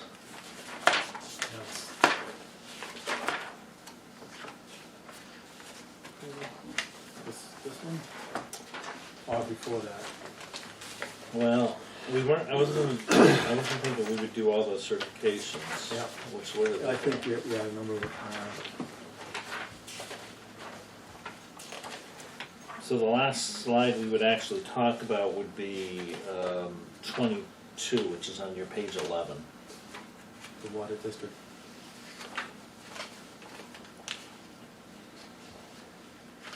So that would be the last slide that we would talk about during the district meeting, and then just mention that, the rest of the slides are there for informational purposes only. And you'll notice, well, we should probably go through them from the top. You'll notice, though, there's a whole section about warrant article 5. What page is that on? That's on page 14 of that packet, it's slide number 28. Okay. So warrant article 5, this gives some background information about, why we would benefit from having that 3rd ambulance available to us. Are you gonna fill What in page did you things? say it was on? What? Page 14. 14, it really starts on 14. Oh, I'm looking at slide 14. No, slide 28, I'm sorry, page Okay. 14. Yeah, and then all the information behind that slide. Oh, all right, so, So the idea is to demonstrate that the call volume continues to increase. It shows that the need for mutual aid has gone down with the fourth firefighter. It shows the analysis as to why we would keep that ambulance. Basically replacing the rescue truck, so total number of vehicles wouldn't increase.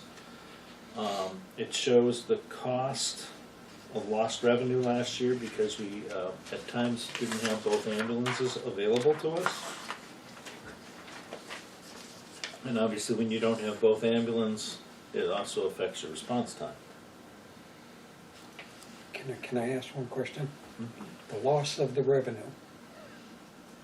How can you put a price on that when you really, if all them people that you lost money on lived in town, you wouldn't have lost anything. Well, So it's just, So, no, you would have still picked up the, whatever that insurance reimbursement would have paid you. The other negative, which of course you probably don't want to bring this up at the meeting, is if we have to call in mutual aid for an ambulance, I understand. you know, the revenue. user's gonna end up paying a lot higher bill Yeah. than if our ambulance comes.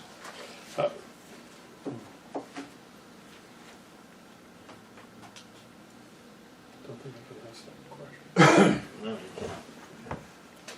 So anyway, if you wanna look through the slides, and see, you know, what you think of the slides in the order and whether you have any questions, I still would like to work on slide number 2 a little bit at the beginning there. I'm sure there's more achievements than that short little list on slide number 2 on page 1. Oh, slide number 2. I'm sure there's way more things that we did last year that are notable.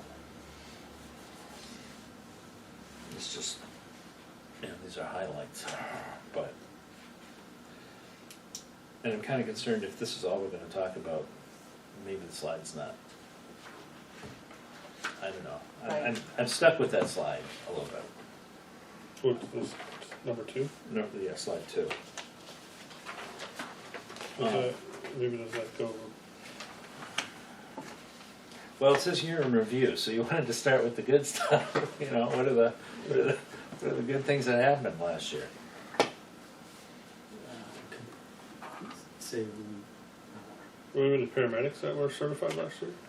yeah. No, we have one in school, which was he just took his final today. Did he? Written final. Written final. Written, sorry. He still has to go do his clinicals, but he's officially done today The class. with his classroom portion, and does the cadaver day tomorrow, and then he goes on to do his clinicals.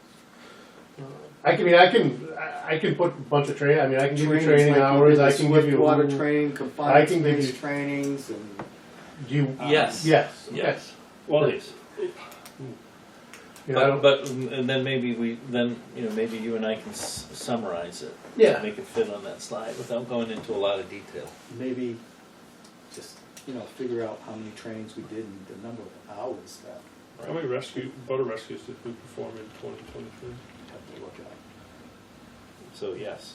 Because you can't I talk could- about the one we just talked about because that's 2024. Right. So you get a sense Yeah. for what I'm trying Yeah. to do. So. I can go through and get you And something. Mike, I've got a question for you when we get far. Okay. I think the rest of the slides, the chief's done a great job of making them pertinent. So we've got, number of incidents spanning a large number of years. And then the type of incidents, so you can see that, the majority of the incidents are EMS. And then, the next slide I really like because it demonstrates 65% of the EMS calls are people 50 years and older, which lends itself to the discussion about aging population and the need for more services. Just because if I have the question, I'm sure somebody else is going to have the Yes. question. We go back to slide 3. Yes? It goes. We skip 6 years, then 4 years, then 6 years, then 4 years, then 6 years. So you'd have to just move. They're on the axis the wrong way. So they just need to move and be. You can still use those same data points, but they're inputted incorrectly on the XY axis there. Do you see what I'm saying? Mm-hmm. And I'm sure if I pick that up, somebody else is going to pick that up. And you just have to slide them to the appropriate places.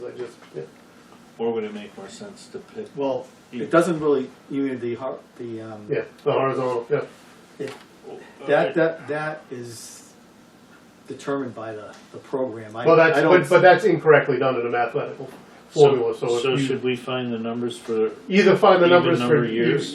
even number of years, or you could just slide those data points, so you don't have to, you just have to move. So if you took Yeah. 2003 and moved it a little closer on your data point, I think the slide is automatically generated from the data you gave. Yeah. So the slide comes out this way, but it's actually a spreadsheet. You put it on a spreadsheet. okay, it what it does is it makes it incorrect. Yes, yes. Can we work on that one? Yeah. Speaking of work on that, maybe we have to pick even numbers of years. Thank you, Sean. Yeah, it's just because people will be like, well, how'd you get the grade, you know? Yeah, no, I didn't even think of that. As soon as you said it, it made perfect sense. Okay. Yeah, I can do that, Susan. Where'd you get all that data? Is that easily accessible?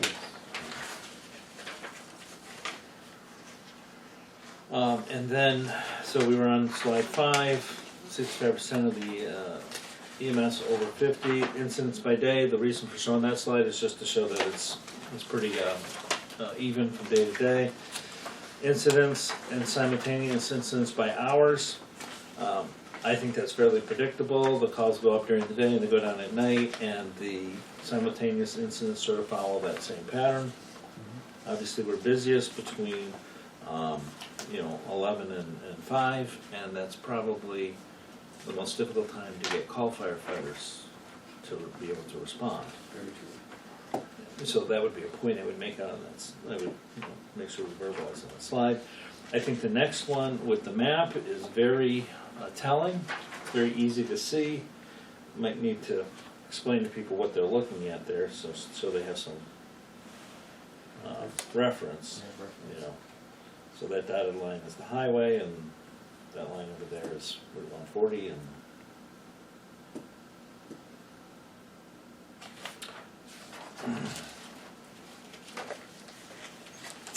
does that all make sense so far? Geez, I almost thought that this was the highway, No. this highway, yeah. Yes. And then incident by location trends, do we have the same? No, those are just each year in a row. Yes. So we see a little bit of a trend of the change in call locations. Incident by town, pretty straightforward there. Average arrival time on scene. Again, to show that the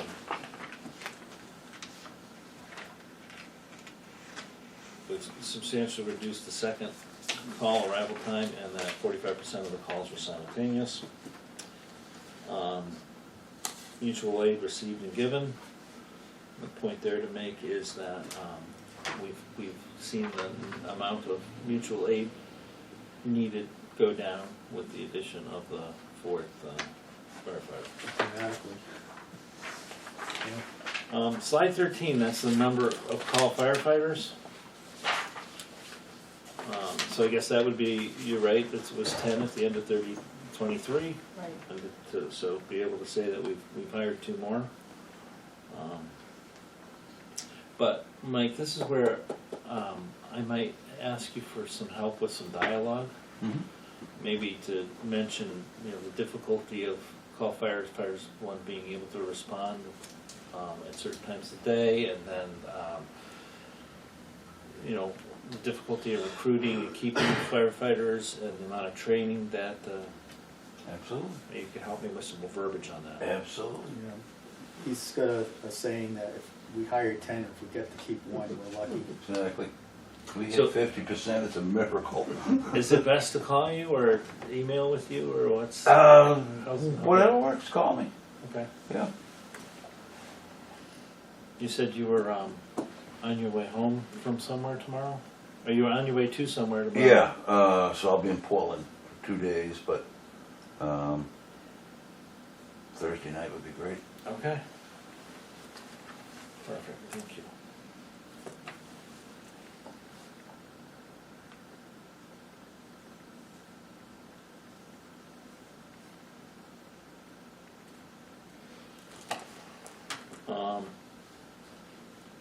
And then the slides about the fund balances, we need to update that date at the top. Yeah. That's Or-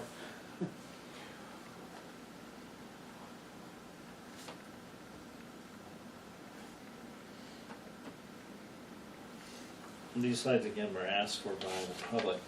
I'm not sure we go into a lot of detail on these, other than to point out that, the fund balance isn't. It's confusing when I just read it for the first time. Yes, we talked about this slide a lot. So, unassigned fund balance, this includes the payment of the. That's so after we It's pay. after we after pay, we pay. okay, yeah, thank you. But now, all right, proposed transfers, Those are the warrant articles. yep. Yep. And then it says balance, and then this is, it almost feels like we should have it as a math problem, and then at the Right. bottom, you're deficient 262,000 as per our policy. Right, Oh, that'd be good.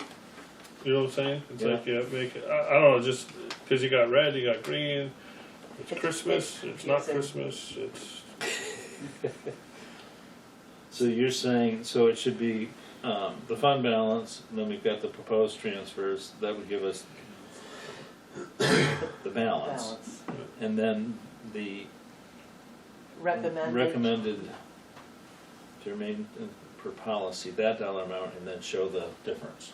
yeah. Yeah, the policy Okay. recommended So this amount, sentence down to the bottom, Well, yeah, that, yes. yeah, okay. Yeah, but just make it so that the numbers flow nice and Right. easy to read, like if you One put with the a numbers, column, if Yeah. you while almost the do it, numbers lined up, if you almost do I it can in do that. Excel, you just put the numbers, and then you put the explanation, and then do like a line right or something on that. yeah, I can do it, I can do that. And, thank you, that's very helpful. Now, I struggle with that a lot. is that apparatus equipment fund, should you also put unofficial in parentheses there? no, No, that'll That's- be a correct number when I Okay, do. I didn't know that because number. it has to be audited and all that. 'Cause it's already it different. already, It's already that's, different. yeah. It's the unassigned fund balance that is the unofficial. Everything else will be official. Okay.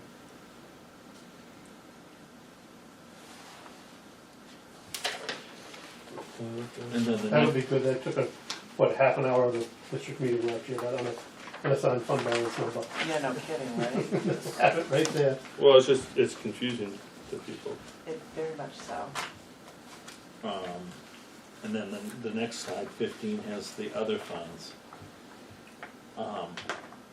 If I was looking at this, I would sit there and go, all right, why do we have 171,000 in that dry hydrant cistern fund? So we have to have, that some of that money is already It's been expended. It's been expended, and we have a some big targeted project. projects, so Yeah. we need to know what those dollar amounts are. Not on this slide, but so we can verbalize that. But the, so If it- if does they're this include encumbered- project we've done in 2023? I know we did some We projects. did do We- some in 2023. So does that include projects completed? Is this, so, these numbers, we don't control these numbers because they go to the trust fund, people in North. Trustees of the trust Trustees of the funds trustees in Northfield. Northfield. And they don't meet very often. And they're not very communicative with us, so it's hard to get accurate numbers out of them. These are kind of older numbers, but these are the most recent ones we have. And they don't meet again until April or something like that. So, do we have encumbered money, or maybe that's not where No, we there's nothing encumbered. There's, do we have projects yes, already, lined up, and those are going to utilize X amount of money, and you know that. yes. We need to know what that number is. I'll have to talk to Steve and Steve.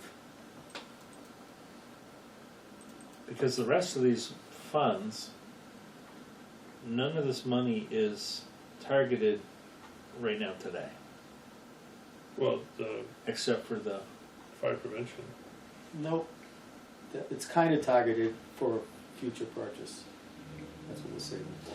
well, but you're right, the fire prevention, we're gonna put money in to take some out, or we're gonna put more in than we're taking out. Yeah, and then the communication tower fund, We're putting in a whole bunch of. 23,000, I think, or. Yeah, Putting in half of what the revenue. the revenue was.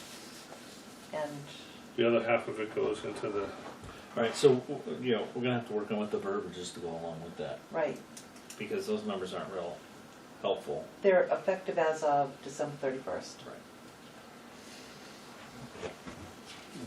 That date's right. All right, that stays right. Yes. All right, we'll work on that. And then that slide for the operating budget, this was the appropriated budget last year, and then the proposed budget, and then the math done for the numbers at the meeting. Well, So the budget went up $670, $7,000. $670,000. But that's not a real number because, well, that's the amount the budget went up. But we took a whole bunch of things out of the budget, and we had income to cover some of those items in the budget. So the amount being raised by taxes is substantial, well, is higher than that amount. It is. And the budget includes fewer items. So how do you verbalize that in any sense that people would not get confused? So, If you look at that, I'm gonna say you want 20%, 22. 22%, okay. so, I'm gonna ask a question Ask. before I ask. Because the amount being raised by taxes is more like, it's more than 22. Because we don't have all that saver grant revenue. Right.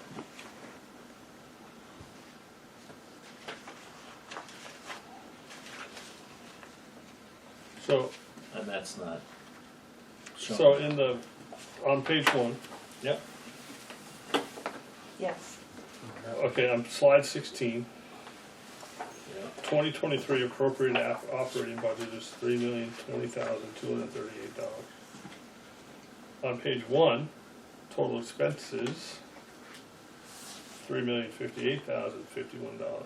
Says appropriated there, yes. That number used to match. Why is it a match? Again, I always say that because Yeah, the, so, no, the that's- proposed budget matches, and I know we had this issue in the past where, That's a it will match. Somebody will catch it. Yeah, All right, how much was appropriated? well, I'm looking for another number. $3,020,000. Yeah, And that shows up on another page. Yeah, Well, that's it's- what I'm looking for, I don't see it, so that's see, why. and at it's not the matching end, over it's a- here, it's- and it's not matching here. It looks like Yeah. It's, So three, Yeah, three, something's nine, changed. something. 3, 5, 8. Huh, I thought we worked on this. we did work on this. And we still messed it up. What's the real number? $3,020,000, Is it? yes.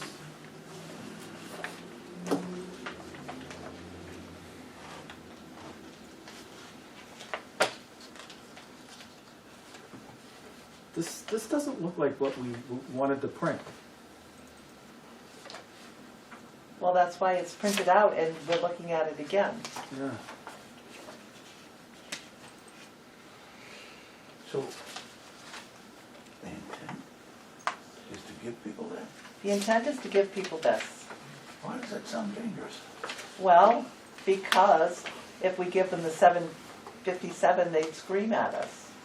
Because it's not itemized, it just says, this is how much it's gonna cost for your executive, your elections, your auditing. But when you get to the operating, the 4220, it just lumps it all it together. lumps it all Yeah, together. yeah. And it combines the apparatus equipment fund with the operating budget. Gotcha. And then at the bottom, So it takes and subtracts Yeah, I add out. all these up, I still Right. get $3,058,000. Yeah, no, I will have to figure What's that the out. If difference? that's the real number, we'll have to correct the slide, but It'll be fixed. I don't think that's the We'll right fix- number. It's Something, $37,813. something Something got, is, 37,000.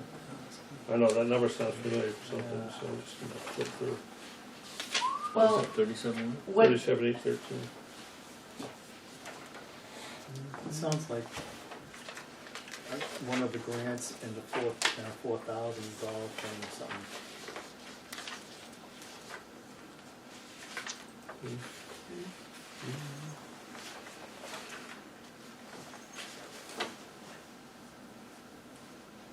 I think what happened when some of the, Some of the lines were Lines. taken out, it adjusted everything, because some of the lines were included. yeah, so you probably have to look at the Yeah. old. That's what I looked at, that's where I first went. I've got it here. I've got it.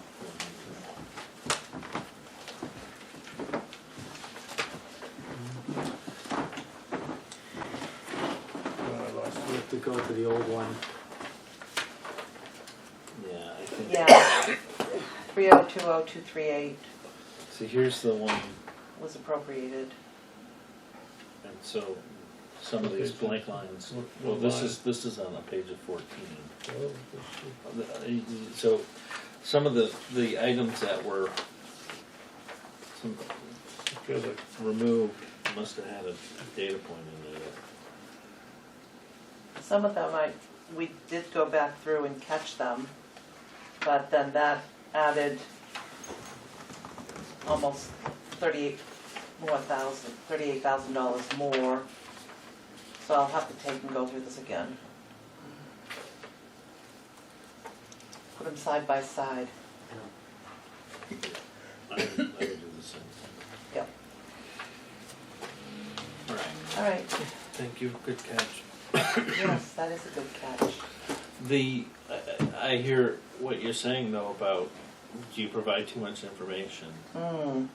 It is public record, it is posted on the website. And that's why we were trying to. But I would hate to, on the other hand, have people at the meeting think that we're trying to get crucified. cover things up or not give them Again. information. Oh, so they can't say- absolutely, absolutely, but it just, They wanna see. I where know we're that standing. meeting has become, Contentious? if it's not done by 9:45, your deputy chief is leaving, you know, because I'm up at 4:30, and I've got to get it done. And, you know, that's the feeling, is, oh my God, you know. Yeah. Thank God, I mean, I don't know what's gonna happen with the hydrants, that was So, an hour and a half last year. fire.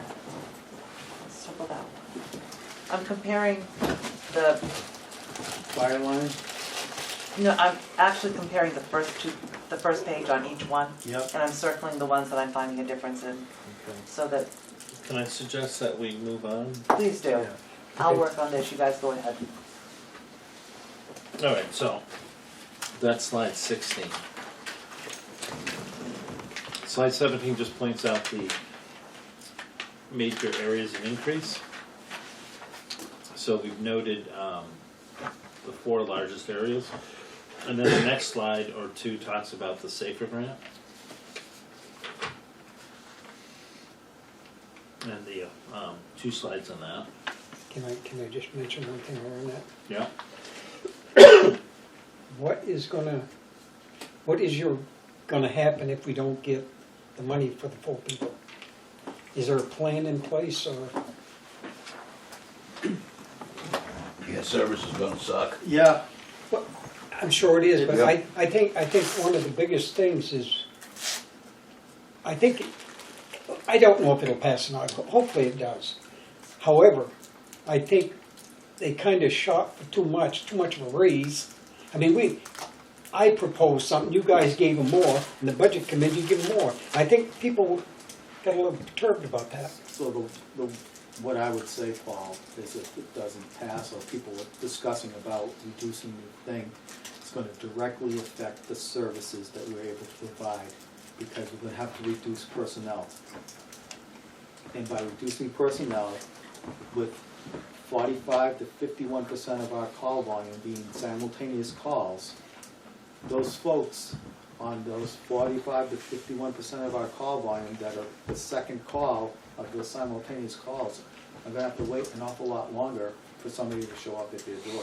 I know, I understand that. That's the bottom line. I understand that, but I think what happened is, we should have presented it a little, gone in a little, and got 4 guys, and maybe a raise, but they went in There again, the budget committee went in for a big raise, and there again, we put in for a raise. And I think that kinda, well, you saw them the other night at that meeting that we had, people were a little upset.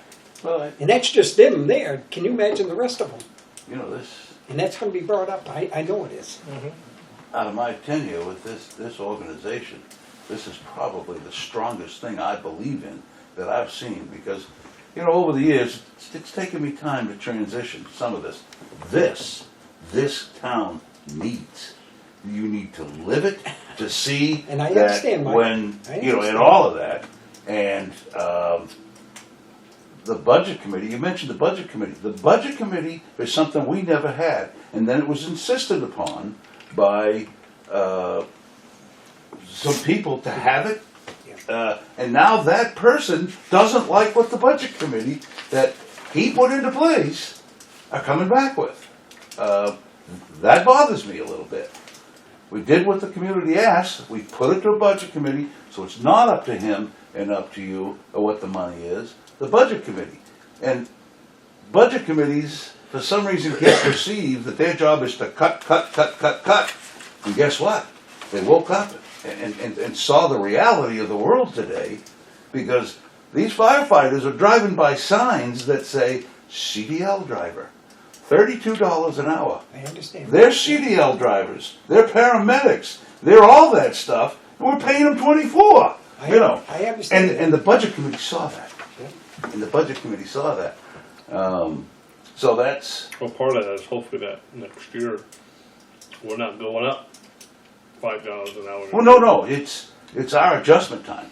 I mean, you know, for the first time in history, we got unions having meetings with their employees and violating their contracts that were already signed to not lose these employees, because they entered into contracts for 3 years, and the payroll has gone through the roof, and rather than lose it, they renegotiated their contracts. We won't see that. I know our organization, for the first time in its history, had a union meeting during the day, during working hours, and that is unheard of, on site. To try to keep, that's unheard of with a union, to do it on site during working hours. And it was done at 9 o'clock in the morning, you know, on site, to preserve those people. Because we're in a different time. We are in a different time, and you see, you know, it's always been trying to minimize the rate of increase. Absolutely. And that's not a proper way of looking at budgeting, in my opinion, because then you always find things to get rid of. Because you can't, most of the time you can't, you know, maintain what you're doing at that rate of increase. So you keep cutting things out. You keep cutting things out, and you get to the point where what more can you cut out? Yeah. And, you know, I look at it, it's like, you know, one of the reasons we live in New Hampshire, one of the reasons I live in New Hampshire is quality of life. And I don't want to take a step backwards. And, you know, all right, I'll admit I have the ability to pay, and, you know, we're talking, my taxes are going to go up over $200 just with this budget. And there are people in town that's, you know, that's a problem. That's a big problem. What doesn't get paid? But I'm in that age group over 55. I want that second ambulance available. Well, right. My day's coming. And, you know, part of that is, right, the people that are gonna be most affected by that huge increase are also the same demographic that calls us for service. Yes, this is hypothetical, but potentially real. We'll go back down to 3. Okay. They get toned out on a alpha level call over on East Tilton somewhere. Next call comes in like a minute later. They're already out the door responding. Call comes in for a Delta or Echo level. Is that person at the Delta or Echo level gotta wait now for the whole process, or do you guys automatically respond to it? We can divert from one call to another, but it is very rare that we would. It really has to, because you have to know that you're abandoning one or the other. And it's information that you're getting from a phone report by a person who isn't What happened at that reliable. alpha call was really That happens all the time. It happens it used to happen to us all the time. When we had 3 people, we used to do it all the time. And we were talking when we were doing 1,400 calls. We'd have to divert from one to the other, and you'd make a wrong decision. And Well, that's you're gonna sleep at night with it. But if there's somebody in the back, that's it, you're done. No, Yeah. no, I You're get out of that, service. yeah, oh, so Yeah. you gotta go, you gotta wait here. You're for out of that, service. Yeah, I mean, you know, and you gotta hope that someone else is gonna respond. There are multiple times where we get called for a Bravo or something like that, and you get there, and it's a Delta or an Echo because they didn't describe it right on the phone. And there are other times you I get told called this for morning a for a Delta, cardiac arrest, Yeah. and somebody walked out to the and it ambulance. wasn't. So if I diverted from somebody who was sick to go to that Elko level cardiac arrest that we had this morning, I would have been abandoning a real patient for Right. somebody who wasn't. There is no right way to make that decision, Eric. That's what Well, yeah. that's a decision that I hope that you don't have to make very often. You used to have to make You it on still a have to regular. make it all the time. Right, but I'm afraid that, you know, just as a pass, we're gonna go back. You're going to have a lot more problems than that if this doesn't pass. And Franklin's going to be coming here 25 times a week, and it's not. They don't have the manpower. So then you're going to be calling Laconia, and soon enough they're not going to. I mean, They're gonna ask us for support. Yeah, we're not going to get 20 ambulances a week from mutual aid. We're not a quiet department in this area. We're one of the busiest departments in this area. And to reduce the level of services that we're currently providing would not only be devastating it would be devastating to us as an organization, but really devastating to the community that we're trying to serve. Is it, If we drop back down, we're not going back up because you're not going to hire anybody does either. That's the other. it make sense to have a slide or two that talks about the number of, and I can already see this as a double-edged sword, but number of firefighters in surrounding towns and the number of calls in surrounding towns? Compared, I have that. well, I'm just saying, I mean, just so people can see the reality of it. I don't know. Yeah, okay, maybe Laconia has 36 firefighters, but they only have, 9 or 10 on it, or whatever the number We is. have 40, 40 and 10 on duty. right, covering 2 stations. Yeah. You know, and you can try to use the mutual aid argument, They got but those the too. key word is mutual. Yeah, You know, you help me, I'll help you. That's not me helping you all the time Right. and you not returning the favor on anywhere. And that's not how the mutual agreement works out, because there are several communities, Andover being one, that has a mutual, it's not only in the mutual aid system, but has an agreement with the city of Franklin where they supplement them to take care of the well, ambulance that's, service. I mean, parts of Andover are pretty far from downtown Franklin. Yeah, exactly. I mean, I think you listen to the dispatch toning out for a major event, and they call and no response from these volunteer fire departments, and they just keep waiting for somebody to show up. And they're doing the best they can, and that call with the fire over in Gilmanton, they had another ambulance call in Belmont, and Samerton was responding. And you're like, how does that make sense? But that's the next closest town that was available. So this idea that you can always rely on mutual aid because, Franklin where's will that come over mutual aid coming from? because they're not doing anything. Well, if it's an icy day, Well, they're all out on calls too. And people got to realize that almost 50% of the time, when you go out on a call, there's a 50% chance there's going to be another call. Right. And there's a 70% chance that it's going to be somebody who's sick and really needs help. Not, a alarm activation where some kid rubbed up against it. Somebody doesn't feel well, whether their heart stopped or whatever, they feel they have a medical emergency. So 70% of the time, that's going to be a medical call. That requires 2 people to take care of you. At the very least. I really don't think, well, at least my opinion, I don't think they would take away the guys. I think they keep the 4 guys. I think that what's going to happen is the amount of pay. I really do. I think, well, you heard them the other night there. I mean, there were a couple of them in there, and that's just a couple of them. You've been on this board for a long time. I have. And you guys have got us to where we're not, you remember, I do. we were hiring 5 or 6 guys every single year and they'd leave. And they'd come and they'd leave.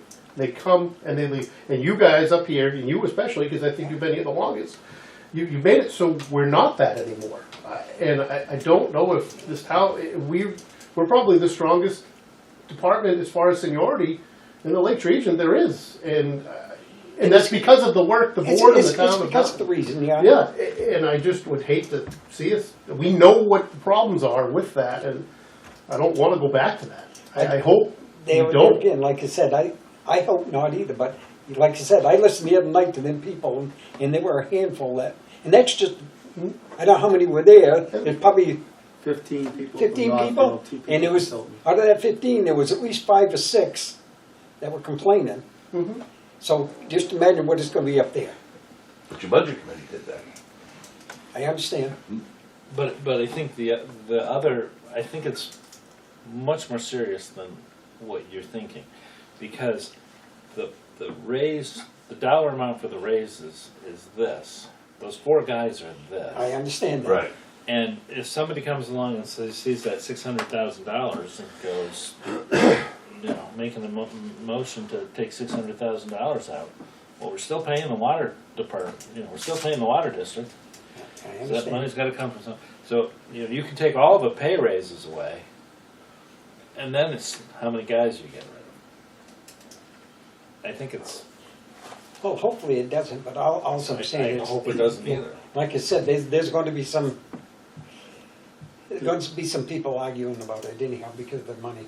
So, another one of the reasons that we got the pay to where it is that so we can maintain the employees we have. If we cut the pay rate, there's 27 fire departments today looking for somebody paying the same as us or better. They're gone.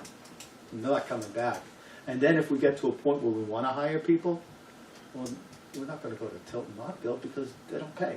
We can go to anywhere else and get better pay. Or I'll only be there for a year because I'm just gonna cut my pay again. Are the only people we can hire aren't of the quality that we would like to hire. And the last time we ran a hiring process, we had 2 candidates.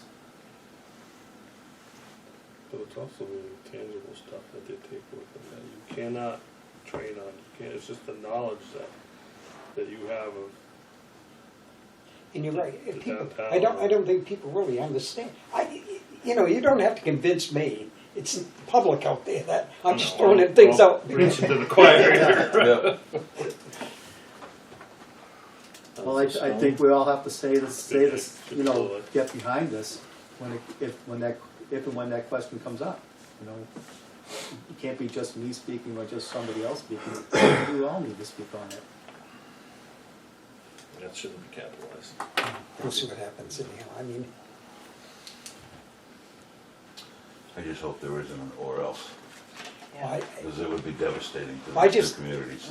it's the last meeting we had. I'd never seen people like that before. They were. I I like think- that people showed up. I am too, but I've never seen people so angry over. I don't know. I don't know if I would have used the word angry. Okay, maybe But- not angry, but concerned. Yes, they were Concerned. concerned, and Sticker shock because all of a sudden, oh wait, our budget was this, now we're going up. Why? Well, and I asked how the town of Northfield was keeping their budget increase down, and the response I got was, well, we're not filling, that position, and we're putting off, hiring those 2 positions. We're getting less services. Right. It's like, how long will the taxpayers, be amenable to increase, having the services keep decreasing year after year after year? You see it with their trash in the transfer station. It's not open enough. It's not open enough. Right. Anyway. Okay. Keep that. So the budget increases, we had 4 major areas. There's 2 slides on the SAFER grant. Then slide 20 is just the analysis used to come up with the pay rate. So there's just a couple numbers on there to point out. And then slide 21 just summarizes that page. Wasn't it like an 18% increase in insurance too, or was it 13%? 15.5, I think. Yeah. And I think in the budget, I think that line item, you left that note in there. Did I? I think Yeah, you yeah, did. you did. Okay, Group health insurance up 15.6%. yeah, Okay. so that, you know, And then slide 22 was just highlights of the mediated court order for the water district. And again, what the new tariff would have required us to owe, what we actually ended up owing, and then the new fee. And I think in the bottom number, the second to the bottom bullet point shows what the actual tariff is. It's $228,000. That number's not right either. It's $228,447.8 Yeah. something. I don't even Yeah. know. There's an extra, is it? Extra 4 in there or something. It's actually, yeah, 2,284,478. That's a typo. Yeah. yeah, There's a comma in the wrong Is there a place. way to, in sentence 3 on slide 22, just going forward 7 years, That's very confusing. I know, but TNFD will pay 75, so, Instead of 100%, we're paying, we're going no, but the agreement. if there is, if, Yeah. or of any increase, So Right. I rate, thought That's- rate increase. I not- thought the summary of the judgment, he worded that much better, and I thought we should steal some of that verbiage out of there. yes.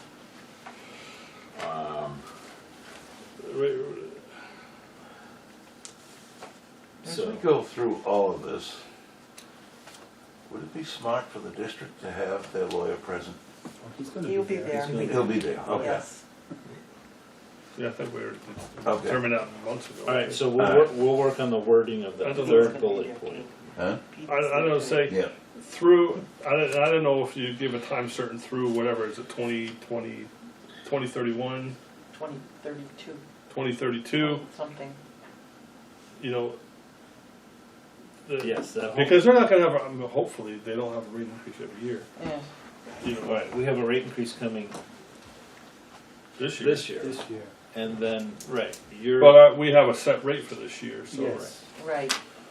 And then it'll go up And and, for, okay, any increase, yeah, it should, I understand what you're saying there. Not, that it's, we don't control what their rates are, but if they do have an increase, Right, we're only gonna pay 75% of that increase. correct. right. That's what we need to say in that slide. Yeah. Uh-oh. All right, so that was going to be the last slide covered at the start of the meeting. The rest of the slides were. I got one more. Oh, go ahead. Sorry, legal fees expended since, whatever year it was. Oh, this is just for the, on the water crap. I know, but So, since, when did that start, 20, 21? just to show, I don't, offhand, I don't know, we'll put that, you want that year in there? I think it's just to show people how long it's gone on for. Okay. That's all we spent is $58,000, huh? Seems like we spent more than I that. thought it was, too. So you want Water legal fees district spent a expended lot. on the water district issue? Legal fees expended. It'd be a good idea to say that, because Yeah, that, okay. I mean, to show them that this is what you This is did. what, yeah, this is what you did, Yeah, this yes. is what it cost us to It'd go be- through all this. It'd be interesting to see what the water district spent. When is their meeting? All right, so the next slides, we just put in the required certifications and then additional certifications for the firefighters and the officers. And then, when you get down to slide 28, that's where we go into that whole ambulance. And again, that might be useful information when we get to that warrant article, but wasn't gonna go over it at the beginning of the meeting. That would be my recommendation for the slide presentation.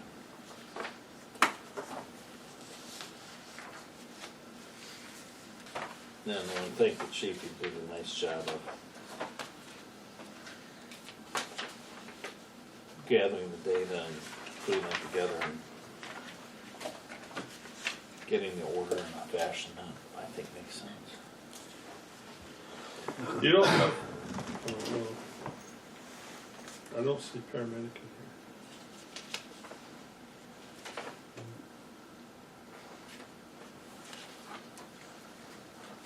And then we Under just, certifications or additional certifications, well, so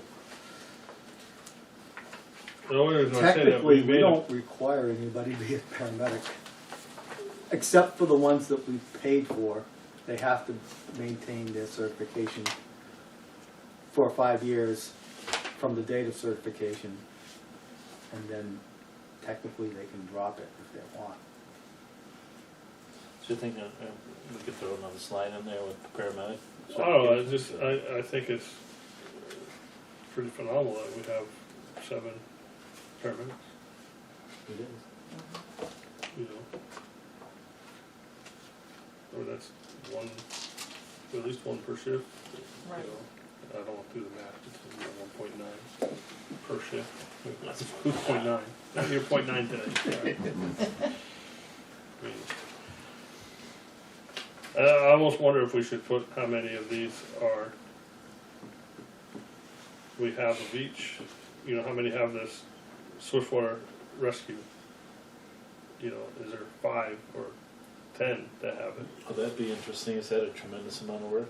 No, No, no, I already have all that information. I like that I idea. don't know, I just like, okay, you know, this is, I mean, What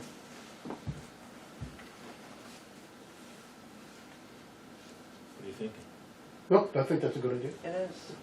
high angle rescue now, okay, but we have, you know, 5 people in high angle So rescue. say like Swiftwater Rescue dash 10. Or just put in parentheses next to it, how many, you Okay. know. I don't know, just my, That's a great idea. I'm allowed one of you. No, we need you to have a few more in there. Okay, let me know. Yeah, the paramedical, that would be I'll put a big, paramedic just in to there. show that we, Yes. yeah. Yeah, I don't know if you explained that, okay, it's not necessarily paid for by the department, or is it, I don't know. I will, that's, I Yeah. don't want to get into the weeds of it, but it's how many we have. Yeah. And it's an additional certification.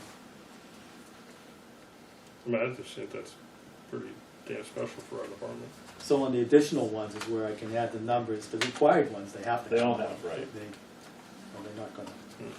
Well, not only that, it actually shows some of the classes, you know, we pay for to, Yep. you know, this is what these guys get out of it. That we've got these many guys that we send them to classes, that's a good idea. The community gets it. We get the education and training and certifications, but the community gets the benefits.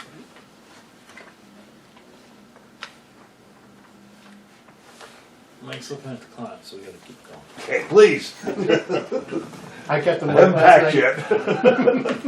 The other thing I was going to suggest is, this is the commissioners' meeting. I think the commissioners should present this, and I'm volunteering to do that instead of having the chief present the slideshow. So, you want to present? I'm offering to, yeah. Okay, yeah, hey, yeah, you got my vote. My vote. Thank you.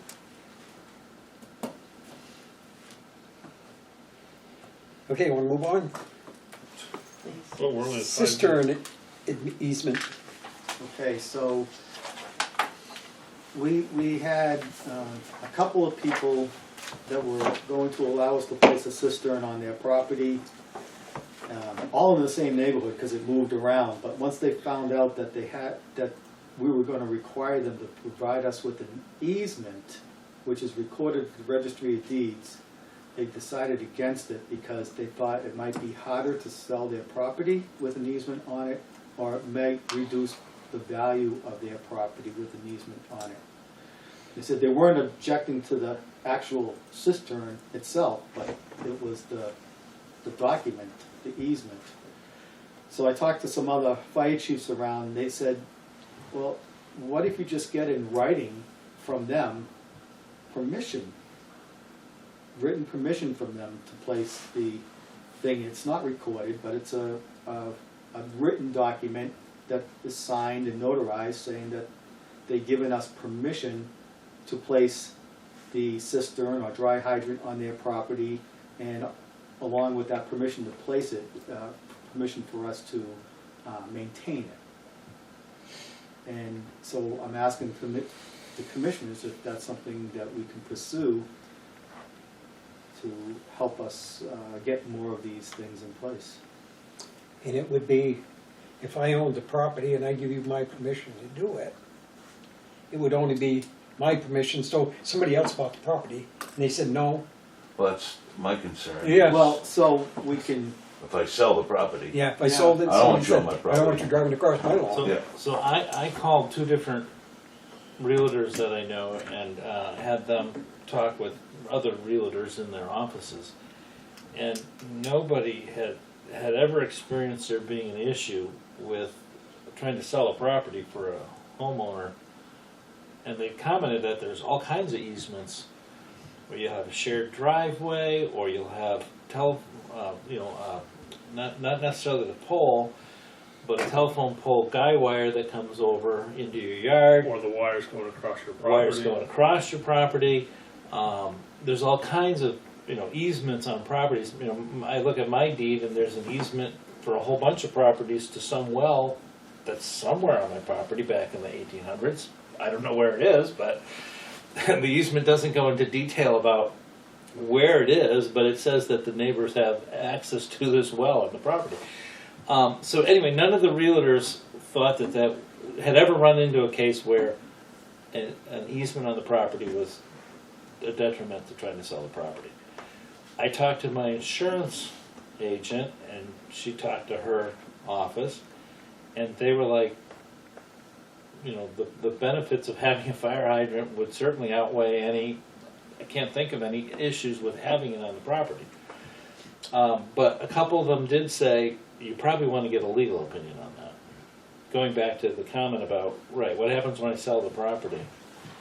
Because we have a dry hydrant, which is, I consider it my dry hydrant. It's the one they would use to put my fire out, but that's filled in.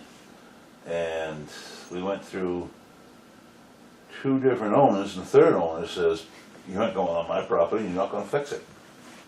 And now, we got new owners, and I'm gonna try to do some legwork to see if they'll let us. Oh, is there new owners to that property? Yes. Oh, that'd be great. Yeah, but the last guy said, "Nope, you don't touch I mean, it." I think you need that. I mean, I see it in my job every day, where you can't come on my property. Well, no, I have this piece of paper that says I can come on your property, and I can maintain it, and I can do this, and I can't do that, and that's what they do. Right. But at least you're Especially up in protected. yard.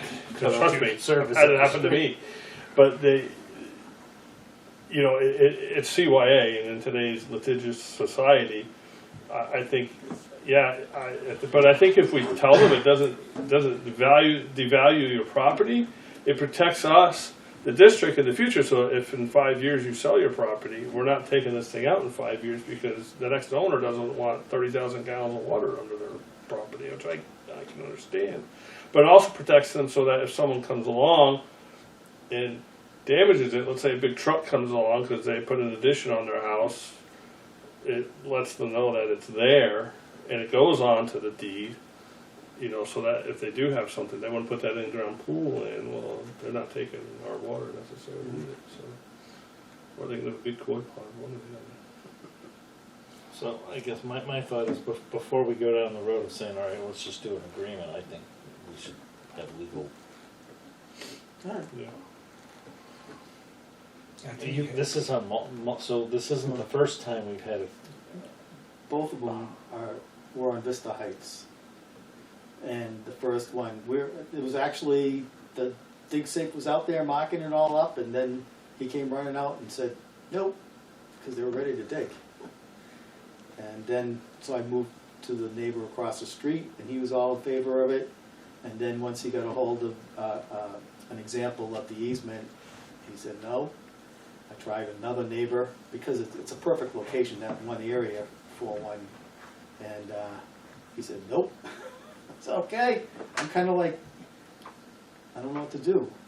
I mean, over the years, before we had anything, that helped us with this, it was just always a friendly request, or Right. You know, we've had cisterns that were required for housing developments that had failed, ownership had changed, and it was basically back to us to get it up and running.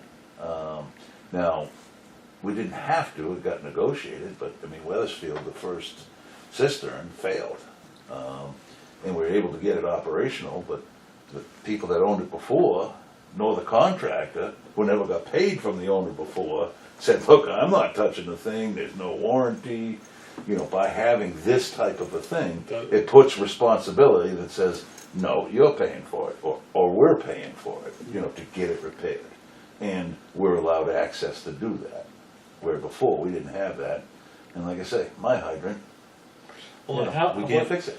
what's the Same dollar thing with amount? one on Lancaster Hill Road, you can't fix So that one. cistern cost about $70,000 to $80,000 per cistern. A dry hydrant, anywhere from just a few $1,000s to, you know, $12,000 to $13,000. And the one on Sanborn Road that we're trying to put in, because it hasn't gone in yet, but I don't know why it hasn't yet. I got to make another phone call.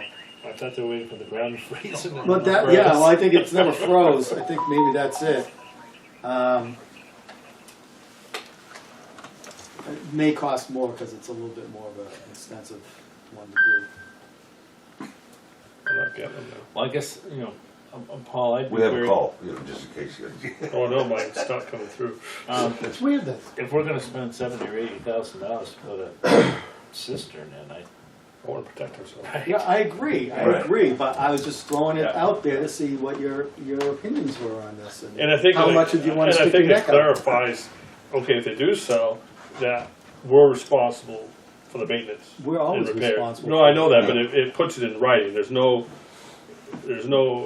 argument about it, we're, you know, we're responsible.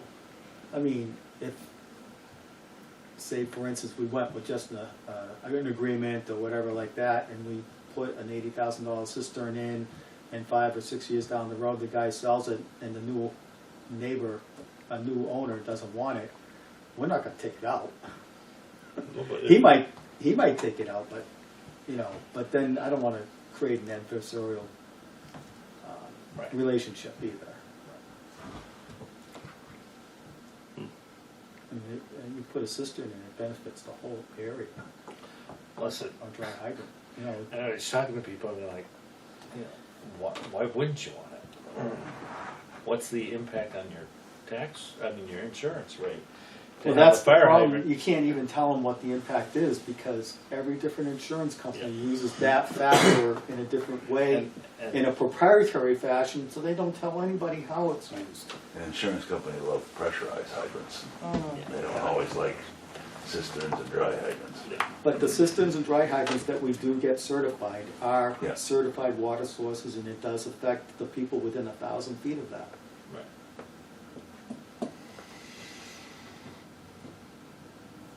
So, all right, talk to the lawyer. That's what I heard.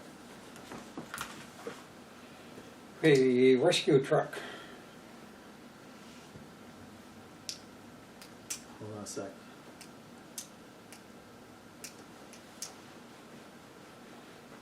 All right, so, you asked me to explore the different options of, you know, disposal of the rescue truck. And so basically there are two viable options. One is to put it out on a sealed bid for a period of time, highest bidder gets it, period. The other one is to try and sell it through one of the selling agencies that do sell used fire apparatus. I looked into that. Brindley Mountain is the biggest one in the whole country. And looking at similar rescue trucks of similar age and type, they go anywhere from 15,000 to 60,000 in value. And I said, okay, so I start, you know, what's the mileage on this compared to mine and that? And well, I think if we were to list it like in Brindley Mountain, I think their starting asking price would be like 40,000 compared to what else is out there. or we could just put it out to bid. On their site, can you put, minimum, so like, we get what we want, and then what's their cut? They get 10%. Mhm. And the other thing is, if we sell it without one of their referrals, they don't get a cut. I know that's not usual, but their deal is that if, say, they put it on their website and everything like that, and no one contacts them about it, someone from a couple towns over and says, oh, I heard you were selling your truck, I'll give you this much for it, and we agree to it and sell it to them, they don't get the 10%. But if they refer somebody to us, they get the 10%. Now, would they come down and do an appraisal or give us a, There's no appraisal. There is, because you can't even get an appraisal because they're so specialized. I can get a trade-in value, which is almost nothing. no, they're not gonna give you, you're better off selling it outright. Yeah, definitely better off selling it outright or doing a sealed bid. I'm just curious, is it worth 40,000? I don't know.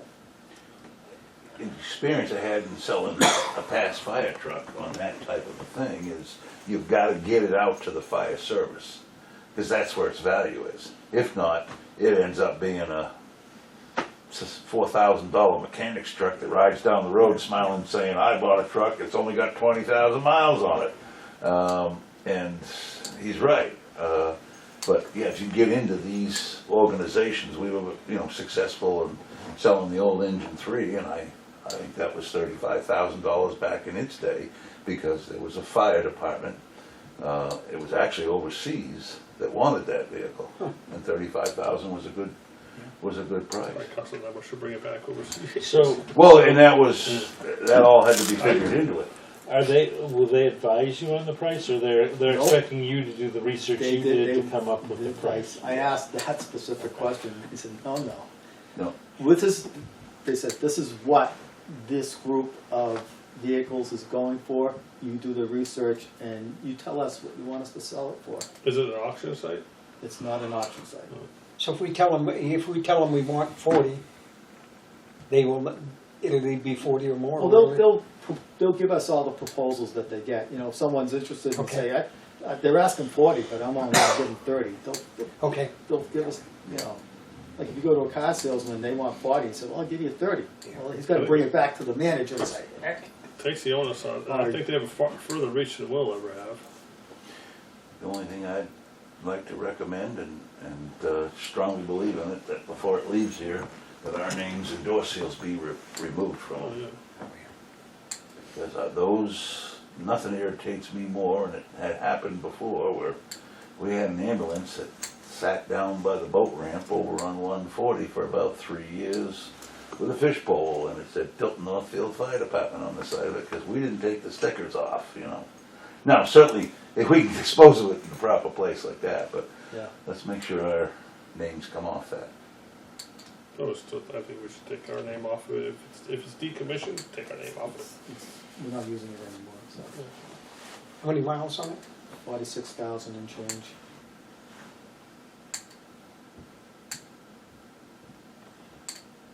What do you think? I guess my thought is find out what it's, if you can get somewhat of an idea, and I wouldn't mind putting it, if they get a chance to sell it, What so. about the state auction?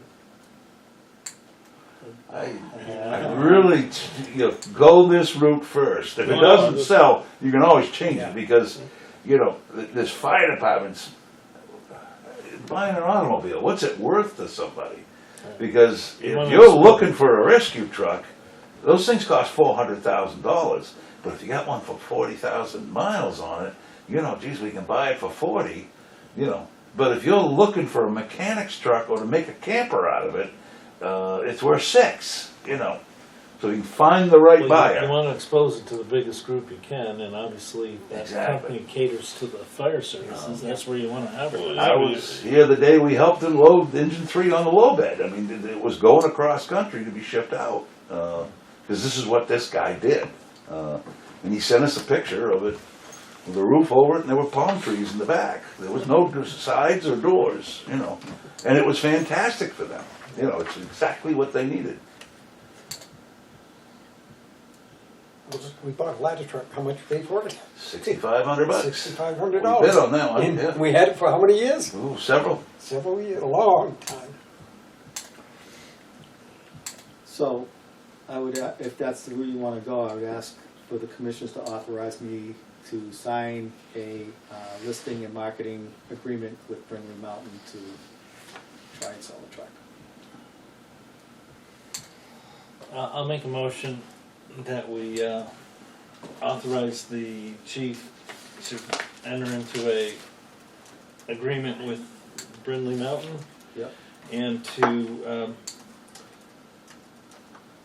come up with an appropriate asking price based on his analysis of what's currently being offered. Is that sufficient? I'll second it.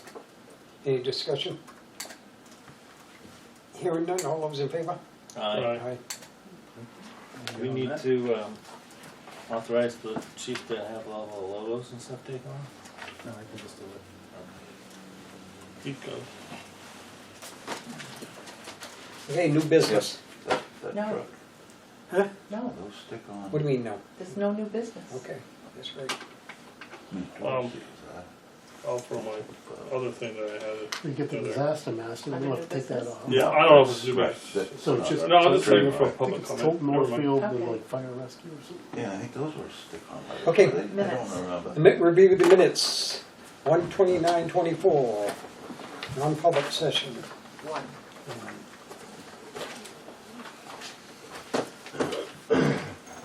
Does that pretty much wrap up this Yes. evening?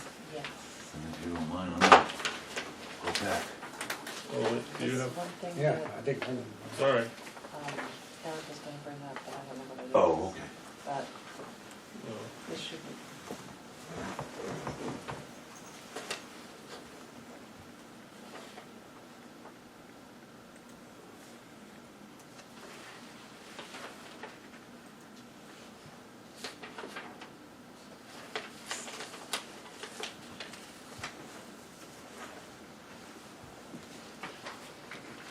I'll make a motion to approve the non-public session 1 minutes of 129:24. I'll second the motion. Okay, it's been moved second. Any discussion? All those in favor? Aye. Aye. Okay, to review 129:24, non-public session 2. I'll make a motion to approve the non-public session 2 of I'll 129:24. second that. It's been moved second. All those in favor? Aye. Okay. 2006, 24 public. I make a motion to move that to the floor for discussion. Second. It's been moved before second. The only question I have on that is on the page 2 under grants. Third bullet point. It says, I applied for the 2024 Homeland Security grant. Shouldn't it say the chief applied for? Yes, I would agree. Yep. That's it. Probably taken from my report. Yeah, I think that's a copy paste thing. I was saying, it looks like a copy and paste. Let me grab that so I can fix it for Courtney. It's under grants. Okay.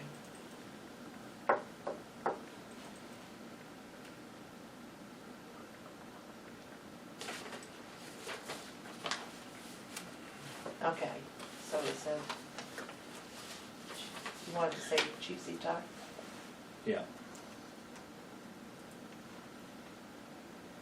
Okay, I changed it, took the I out, changed it to Chief Seatar, applied for the 2024 Homeland Security Grant, blah, blah, blah.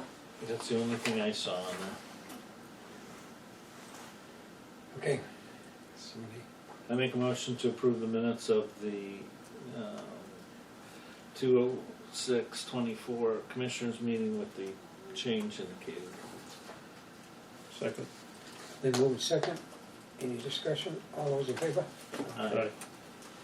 Any other business? That's you. Yeah, it's me.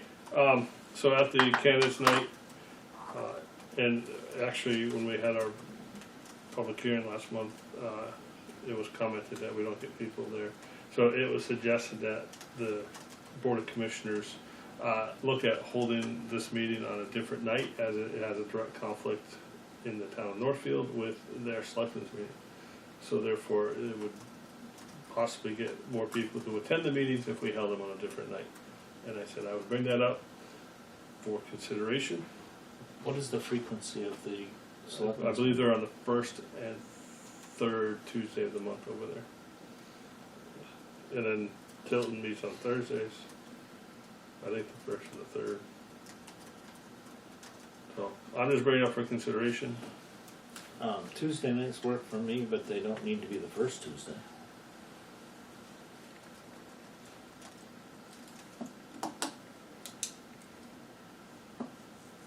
I'm on planning board, so second and fourth Tuesdays Oh, are planning board meetings. okay.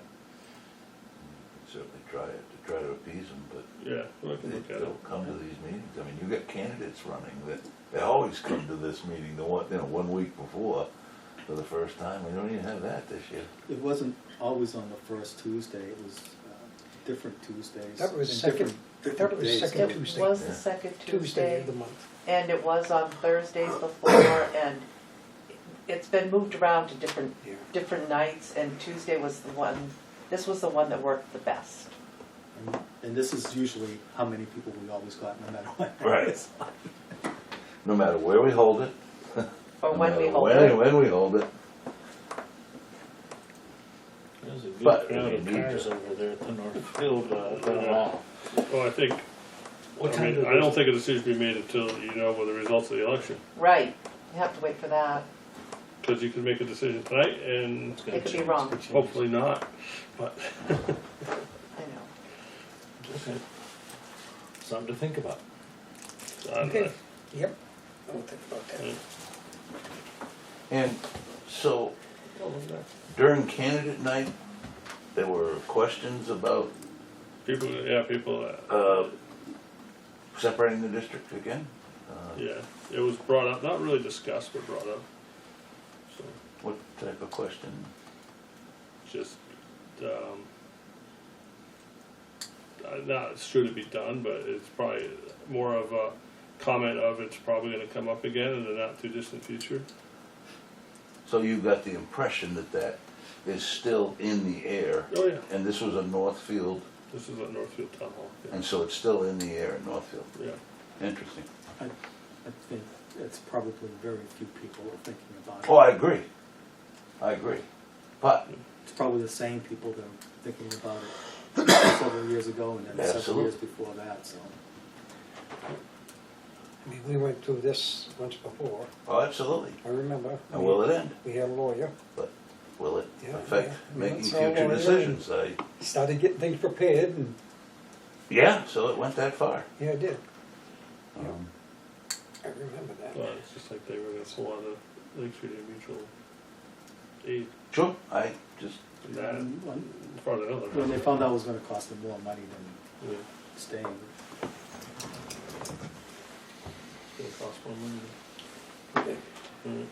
we'll move on, non-public session for RSA. Do we need a non-public session? We have disposition reports. you don't need me for this. The deputy kept me here late last night Yeah, exactly. Thank you. I gotta get home and pack and eat. Have a good night all. Yeah, shipyard. Don't be afraid to call me during the day, if Okay. it's good for you. Okay, yeah. I just hate interrupting people. No, I'm on the phone all the time, but I can always call you back, you know. All right. Yep. Don't feel you have to take the call. If you're busy, just don't take it. Yeah, no, that's, All right. Thank all right, you. have a good night all. Probably Night. just- Good night, probably guys. just park on Thank the you. side road. Napping. Oh, I got no cell phone service here. Oh, that's my secret. I haven't checked. Oh, we should probably lock the door too, huh? Sorry. All right, so who's going to read the lovely, He always gives it to me. all right, so Right, wait, what's the date? today is the This, 5th. Members present, Paul Ozer, Eric Pyra, Tim Sattler. All right, Okay, someone needs to make a motion. I'll make a motion, we go into non-public session per RSA 91-A:3, Roman numeral 2C. Matters which are discussed in public would likely affect adversely the reputation of any person other than a member of this board, unless such person requests an open meeting. This exemption shall extend to include any application for assistance or tax abatement or waiver of a fee, fine, or other levy, if based on inability to pay or poverty of the applicant. Is there a second? I'll second that.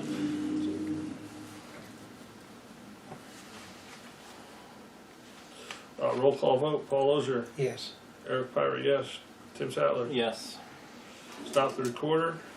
What time are you going into non-public? We are going to non-public at 8:05 p.m. Do I hit stop? No, the red No, button. hit the red button. All right, see, important thing. Just pause. The time being 8:14 p.m., I'll make a motion to leave non-public session.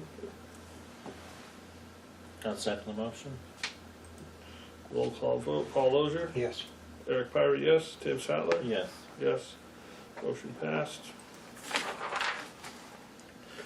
8:4, public sessions reconvene at 8:14. Motion to seal the minutes. Do we not need one? No.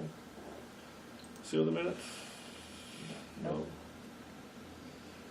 All right, these minutes recorded by. There you go. Thank you. You're welcome. I don't have a number 11 on there. Okay, I'll make a motion. We adjourn at 8:15. Second. And move in second. All those in favor? Aye. Aye. I can shut that off.